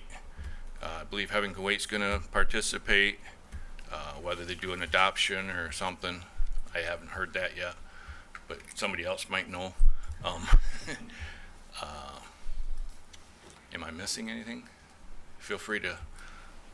No, I think you covered it. Street performers, Oh, yeah. bounce house for kids, other activities for kids, all happening inside the Lakeside Social District are basically the boundaries. So while the kids are having fun, the parents can have fun. All right. So stay tuned for more details for that event Yep. happening on Saturday, October 7th. Then. Yep.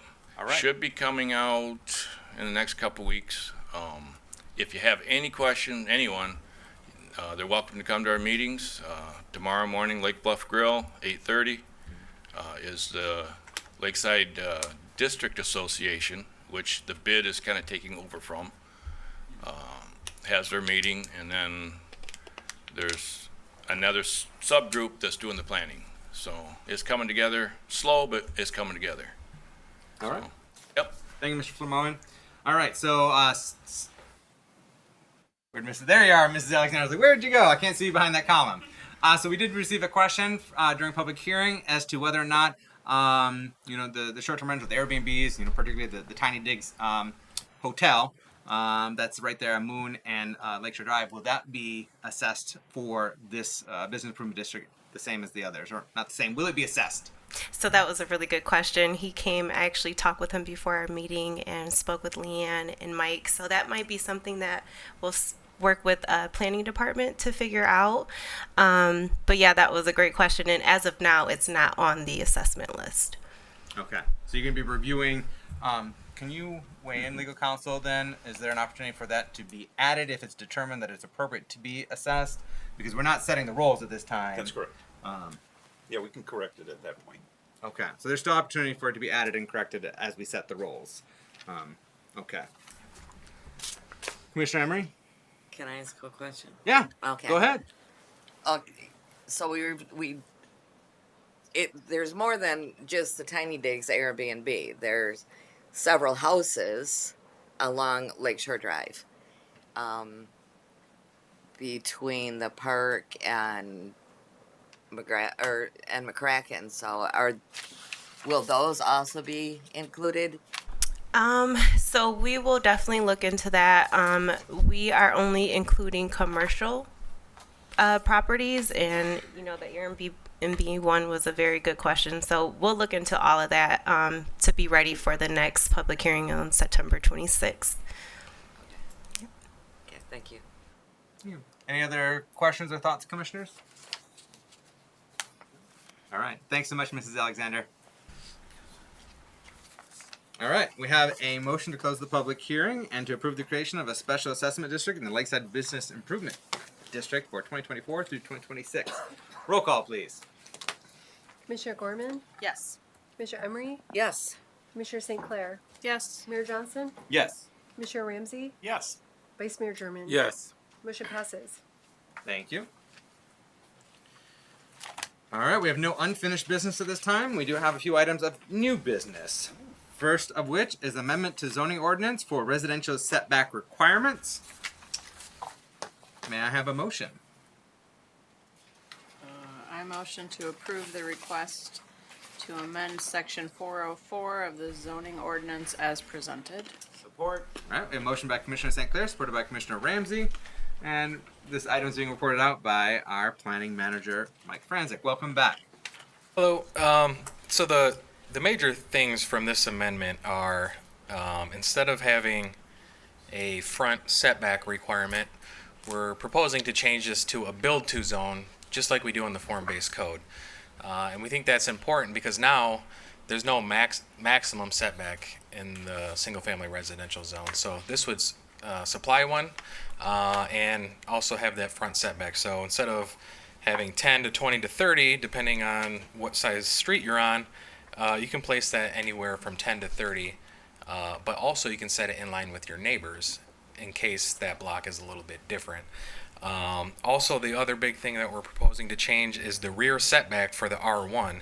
In R2 and R3, you only need a 15-foot rear setback.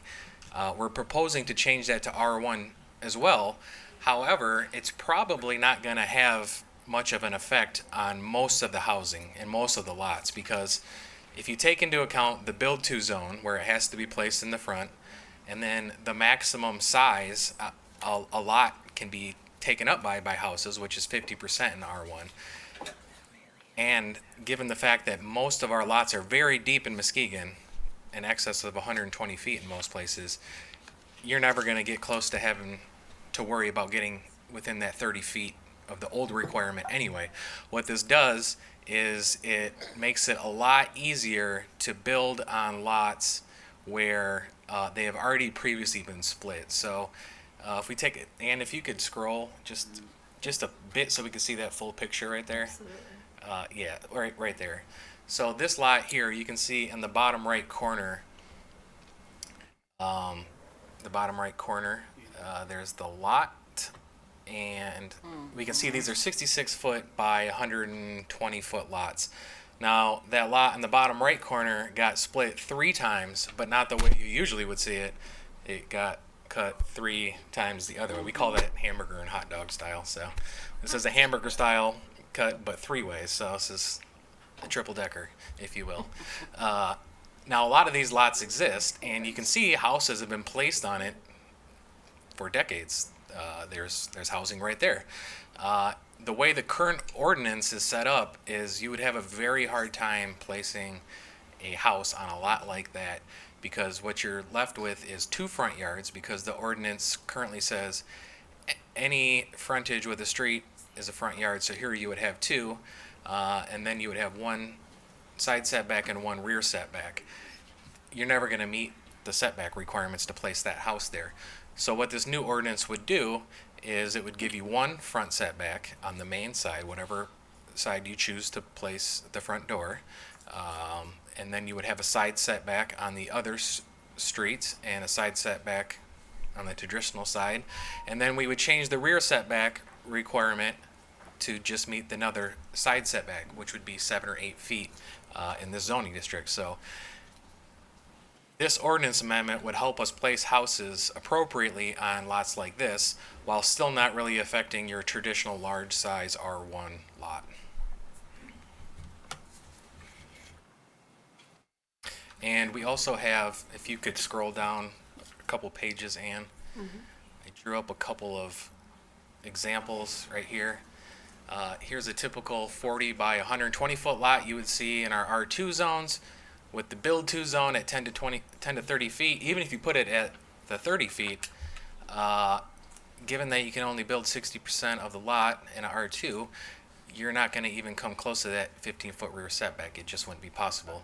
And then if you look at what it would look like on a R1 lot, you can see to the right here, even if you built it up anywhere in that build to zone, you're still going to have quite a bit of setback. And if you could scroll down a couple more, we see that on, and this is, those top 2 were considering houses that was just a 1-story. I mean, very rarely do you see a 3,500 square foot house that's 1 story. So if we were going to see a large house, 1,800 average size house, it's probably going to be 2 stories. So it's going to look a lot like the rendering on the left, where you are going to have 60 to 70 foot of rear setback no matter what, just because of that build to zone.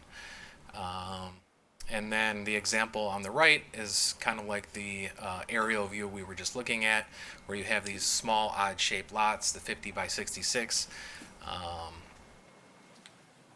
could easily place that on the lot if we took away the 2 street requirements that would be considered front streets, and change that 1 side setback, or the rear setback, to a side setback. You can easily accommodate a house that is not detrimental to the neighborhood, and is probably not going to cause any concerns to the neighbors. Thank you, Mr. Franzik. Commissioner St. Clair. I don't have any questions. Commissioners, any other questions or thoughts? So in a nutshell, this is going to create greater flexibility in housing options. Correct.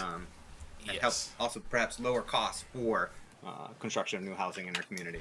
Correct. And we previously changed it so more lots are buildable, but what we didn't account for was placing them on these small lots with those old requirements made it very difficult. So this amendment will take these hard, challenging buildable lots and make it a lot easier to put a house on there.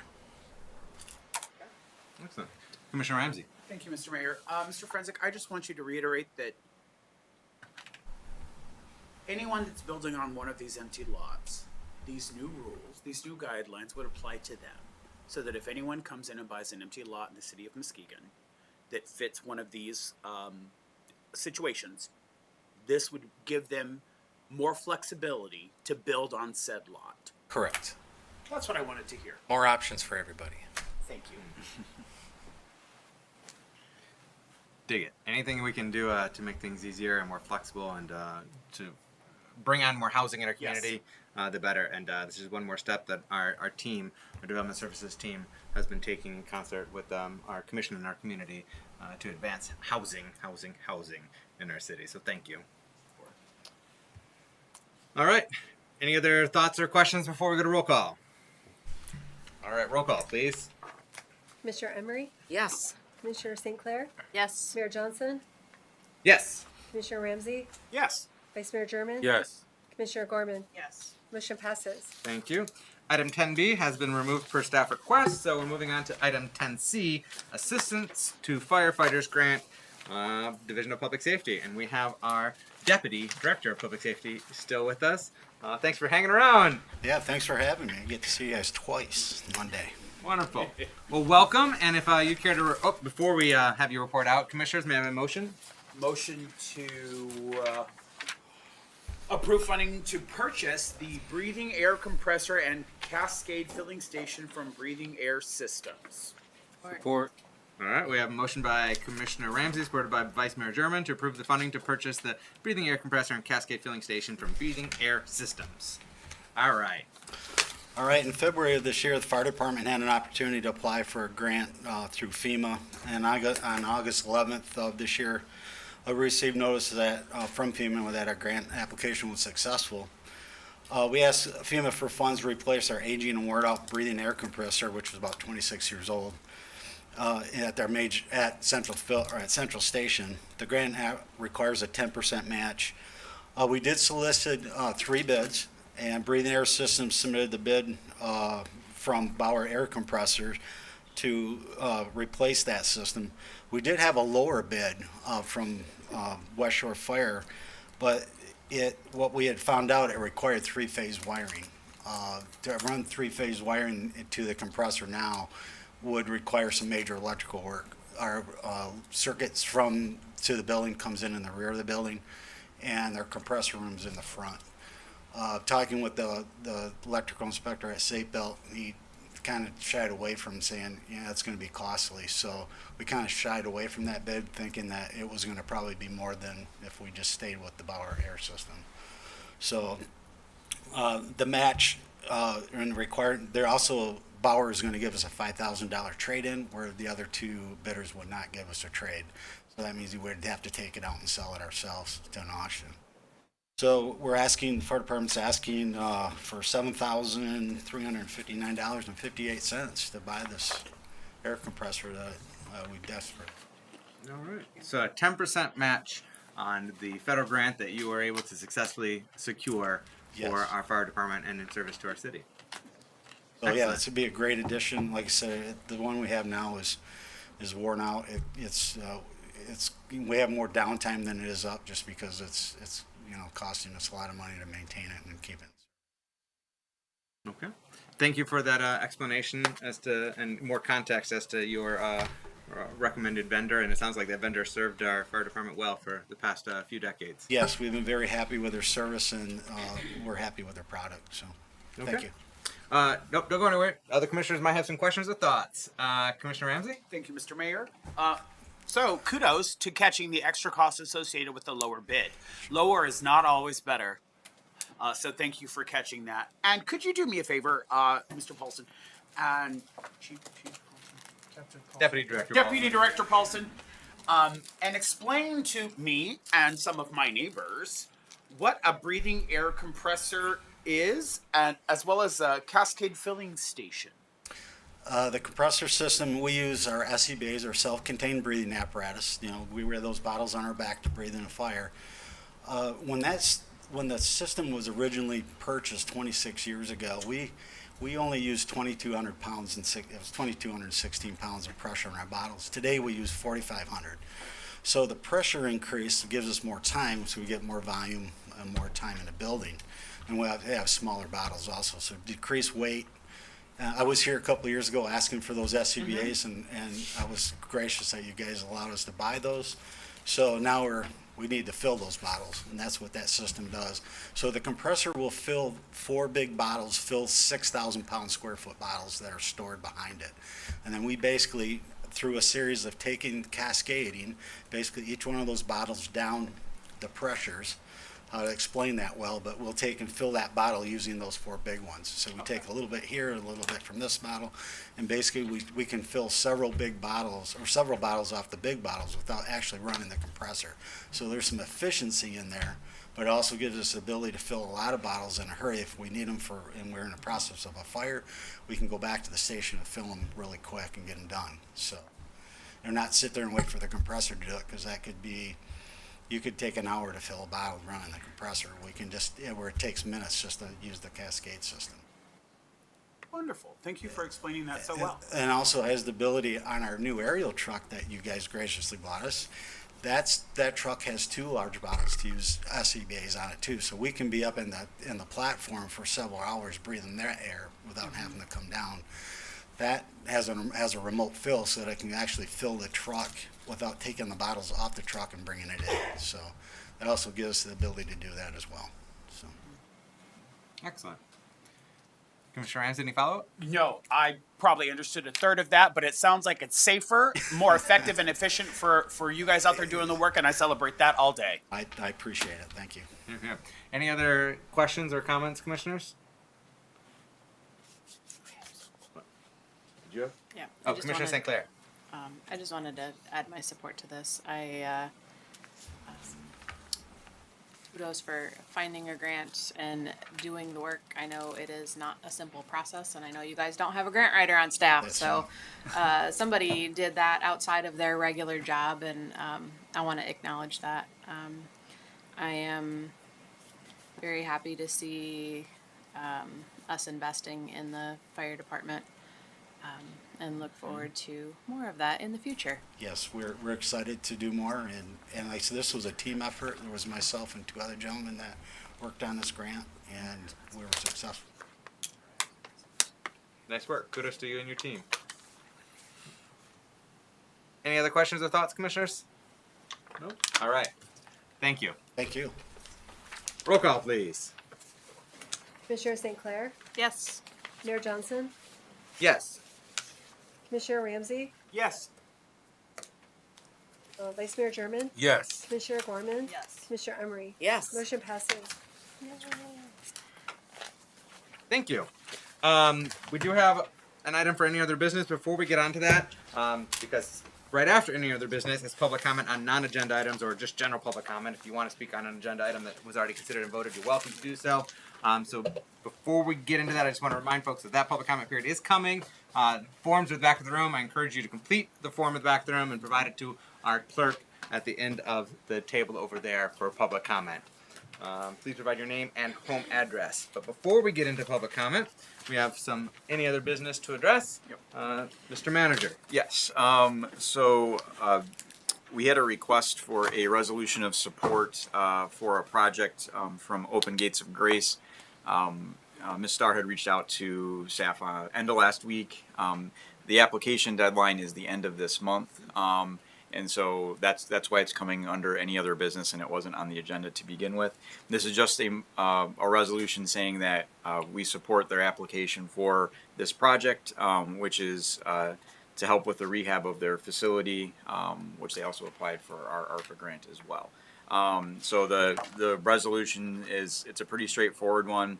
Whereas the City of Muskegon supports the Open Gates of Grace submission of an application titled Open Gates Project to the Michigan Communities Center Grant Program for their Grace Space programs at 14 28 Terrace Street, Muskegon, Michigan. And whereas the location of the proposed project is within the jurisdiction of the city of Muskegon, and whereas the proposed project, if completed, will be a benefit to the community, and whereas with this resolution of support, it is acknowledged that the city of Muskegon is not committing to any obligations, financial or otherwise.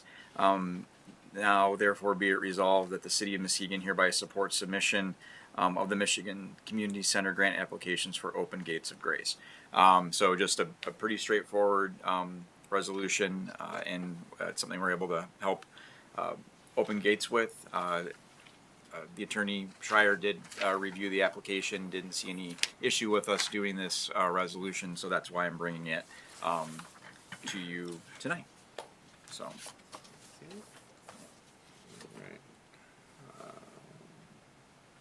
Do we want to form a motion? Yeah, so A motion to approve a resolution of support for the Open Gates of Grace submission of an application titled Open Gates Project. So moved. Second. All right, we have a motion by Commissioner Ramsey, supported by Vice Mayor German. Any questions or comments before we proceed with the vote? Yes. Commissioner I Ramsey. want to thank Rainey. I want to thank you for bringing this up and allowing us to support you with this opportunity. I think that this really does speak to the relationships that we are trying to build through those ARPA dollars that were so graciously given to us that we got to pass on to you guys. And this is exactly what I've been speaking about from day one, about how we support community when we really say that we support community. So thanks for giving us this opportunity. Thank you, Mr. Manager, for getting it on here so that we could talk about it and celebrate it. But to me, it makes sense to just begin to rebuild and continue to build community together. Yes, and I appreciate that. And I would like to say that it was Mayor Ken and Commissioner Sinclair. I missed the Monday meeting when you guys had supported all the different ARPA projects. I somehow thought it was Tuesday and somehow missed that. But I went back and listened to that meeting the other night, and we were looking for other funds anyhow, kind of talking to some of the staff as we were looking for some other funds to help us. Although we are really financially stable, we've been in the community nearly 20 years. You guys didn't know us because we're always, low-key. Many of our residents have been with us for almost all our years, so we never have a lot of open houses available. We thought that it would be financially irresponsible to use a lot of our personal funds because we're in our 50s, 60s, and 70s, and a lot of our personal funds is our retirement. So we thought this would be an opportunity to do exactly what Mayor Ken and Commissioner Sinclair said, look for other grants, and we found one, but like City Manager Seifert mentioned, it is due on the 31st. What this is, it is ARPA funds as well, but we looked into it. The key is here, in our project that we were awarded ARPA funds with you was the Open Gates Community Project, where we provided affordable housing for people typically who are severely mentally ill, drug addictions, developmentally disabled. We have like 30% of those people are on the hospice list. We've had a lot of them perish over the years, 4 or 5, 6 of those. People who are very sickly. However, that same building had other programs that we did, I think, mention within that grant. Rebuilders, where we train and we employ young men and women to help complete projects that we do. We've done a lot of projects for different financial institutions, as I mentioned, rehabbing houses for the banks and what have you.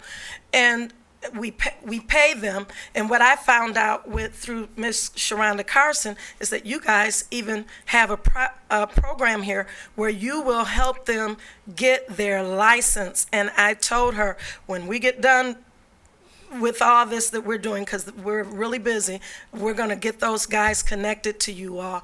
We have Grace Space where we allow people to come in and use our building for the community weddings and things, as well as what do you call it?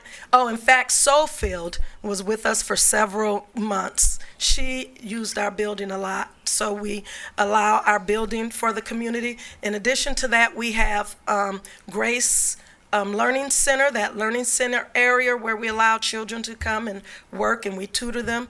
And we have Grace Cafe where we feed the hungry.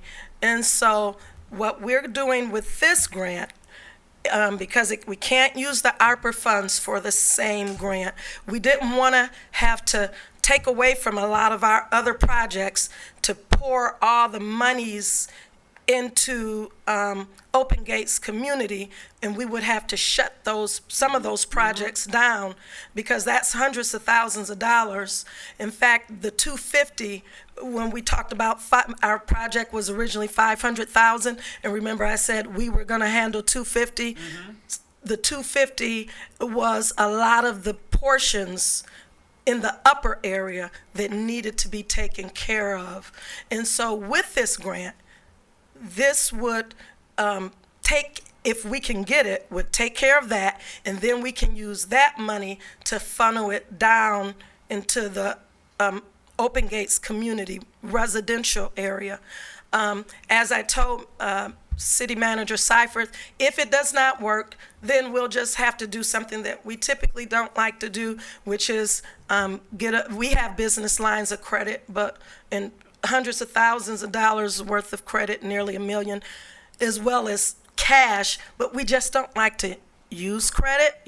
That's why we keep our houses, we talked about LIHTC, very low due to the fact that we don't have high debt. So thank you for this opportunity. If you could please, for the community and for the record, please share your name and the organization that you're with. Yes, and then yes, we Mayor entertain any Johnson. questions from the commission. Yes, my name is Renee Starr. I am the president of Open Gates of Grace. And you guys supported us last week on Open Gates Community Project with the ARPA grant for $100,000, which we greatly appreciate. Thank you, Ms. Bernice. Commissioners, do you have any questions? Vice Mayor German. Yeah, thank you, Mayor Johnson. Just a comment. Ms. Starr, thank you for your resilience and all that you do in the community. And say hi to your mother. Yes, I will. Real sweet lady. That's how I got to know this family. But the work that you're doing due to barriers that you have overcome, and continue to work and do the work that God has called you to do. Also reaching out and believing in partnering with the City of Muskegon and Manager Cyphers, your commitment to building those relationships. And as you stated, Mayor Johnson and Commissioner St. Clair, we're here to serve as public servants, and that's what we want to do, see each and every one of you out there succeed and build whatever vision you have for helping people, especially in this crisis of homelessness and housing for people that's underserved. Thank you. Thank you. Thank you, Vice Mayor. Any other questions? No? All right. Well, thank you for joining this evening. Thank you for pursuing additional resources and opportunities to fund your programming and your services to our community. And thank you to our city manager for handling your request. Time was of the essence, so thank you for our He was manager, excellent, excellent. for responding to that and conferring with legal counsel to make sure that it was perfectly okay to bring this forward to us and consider it. So now we'll go to a vote and wish you all the best. Thank you. Take care. Any final thoughts or questions before we go to vote? All right. Roll call, please. Mayor Johnson, Yes. Commissioner Ramsey, Yes. Vice Mayor German, Yes. Commissioner Gorman, Yes. Commissioner Emery, Yes. Commissioner St. Clair. Yes. Motion passes. Thank you. Thank you. All right. Is there anything else under any other business, commissioners? Nope. Okay. I'm going to move on to public comment on general public comment. And so I've received one form to speak on general public comment. And I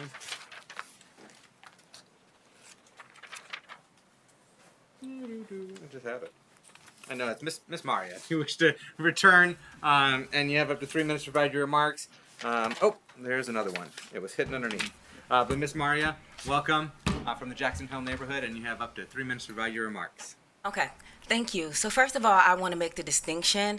There is the Jackson Hill, and then there's the organization that I represent.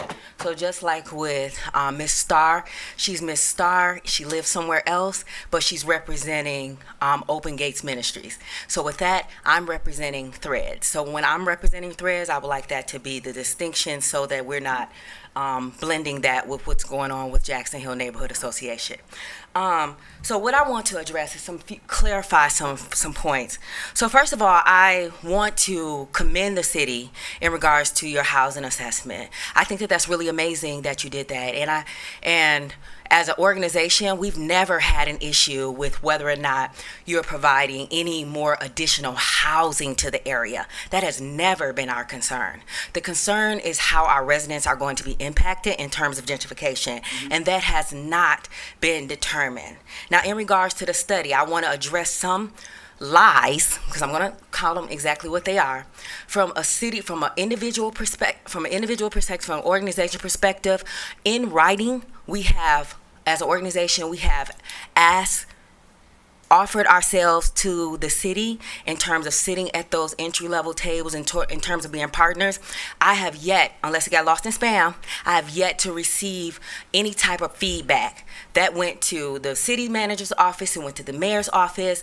I didn't get anything back in regards to that. We also stood before you all and asked the same thing. We did not. So when Mr. Franzik stood up there and said that he had specifically asked to have meetings with us in regards to this, that's not true.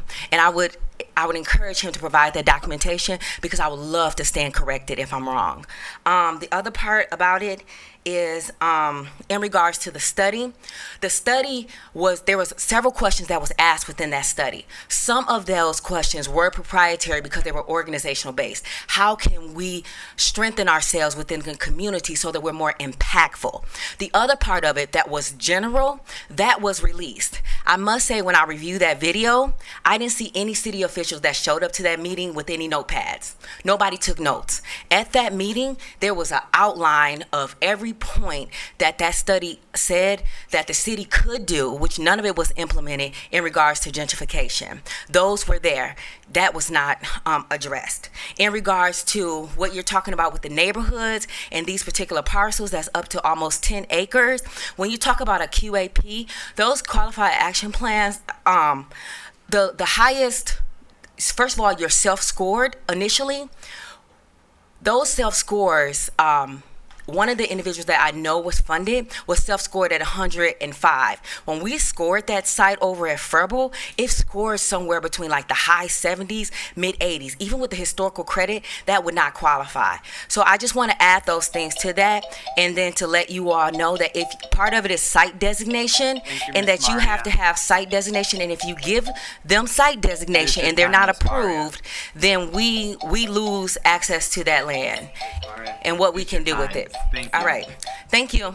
Appreciate you joining this evening. Yep. And just so you know, when I say you're from the Jackson Hill neighborhood, I mean the neighborhood. I do not reference associations. I just want to let you know, because I will continue to acknowledge you coming from Jackson Hill neighborhood. I do that for all of our city residents, which neighborhood they come from. And so I just want to let you know that I'm not referring to the neighborhood association. I'm referring to the neighborhood in which you reside. So. Okay. Well, I would prefer, when I'm talking on organizational business, if it's okay with you, I'm just asking that you respect my wishes in regards to that there's the differentiation made, because I wouldn't want it to blur, because everybody's not privy to that information, sir. Ms. Maria, you're welcome to introduce yourself when you come up to the podium, which organization you represent. But my standard practice is to acknowledge speakers from the neighborhoods in which they reside or another municipality in which they reside. So thank you again for joining us this evening. Thank you so much. And I will stick around if you wish to speak with me one-on-one on any of the items you've addressed. So I've already said what I need to say. Thank you, sir. Have a great day.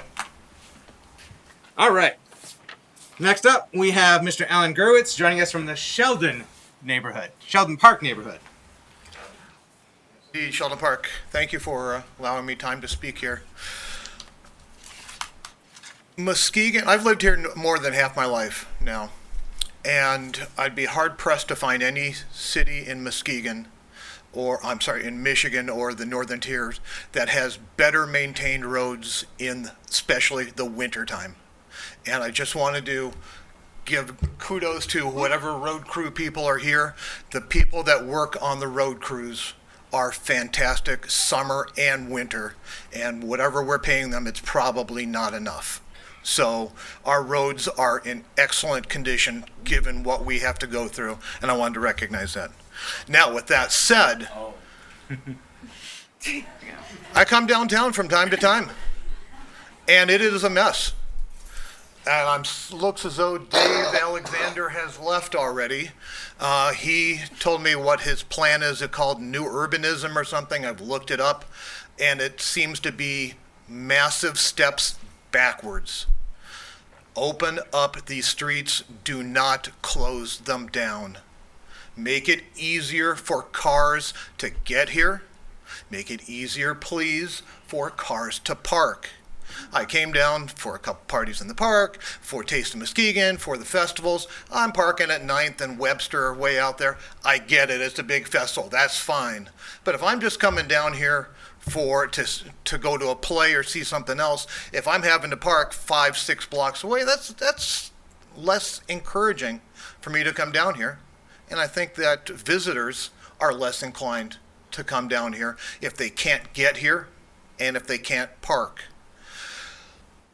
This past weekend, I came south on Shoreline.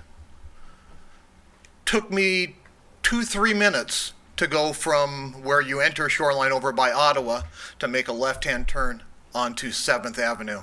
That should not happen. That should be wide open. Years ago, the city decided to make that the main thoroughfare in and out of town. It's a great thoroughfare right now. Leave it open. It's so annoying to do that, to have to stop every couple hundred feet. It's so annoying to cram everybody in there, making left-hand turns much more difficult across Shoreline.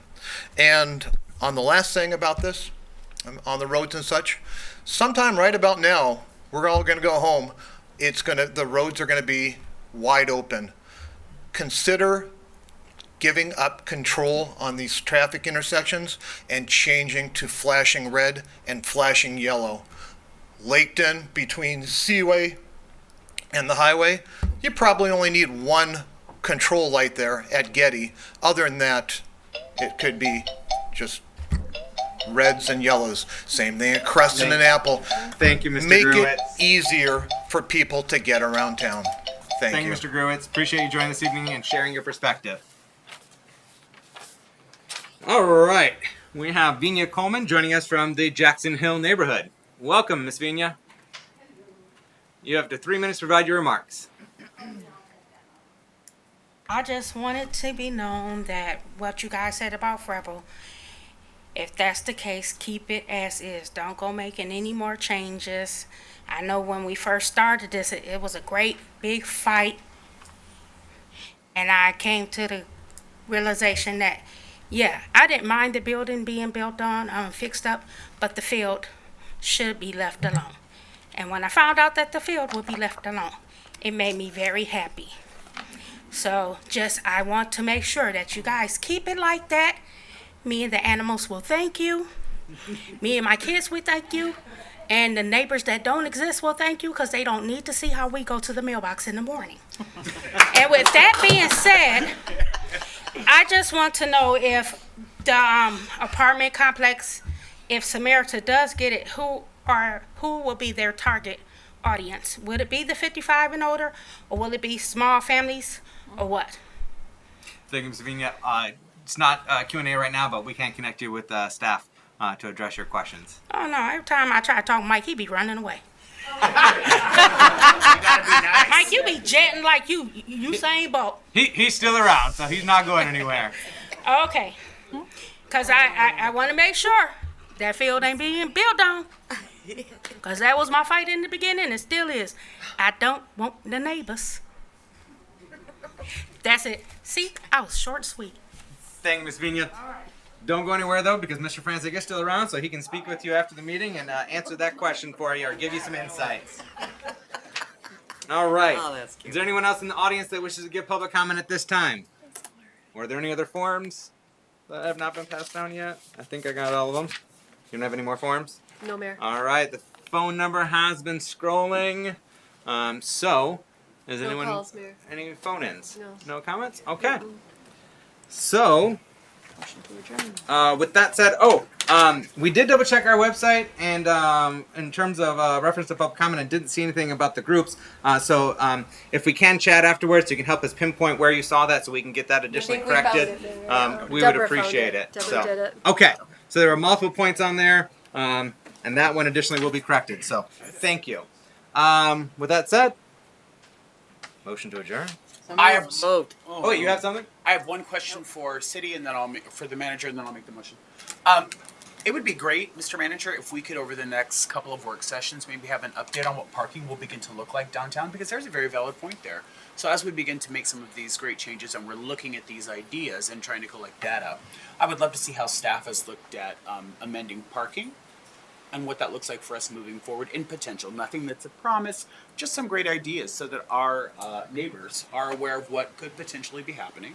They could do some research and support. And I have a motion to adjourn. Support. All right, we have a motion by Commissioner Ramsey, supported by Commissioner St. Clair, echoed by Commissioner Emery. All in favor, please indicate by saying aye. Aye. Opposed, same sign. Ayes have it. We are adjourned. Thank you. Take care. Be well. Good evening.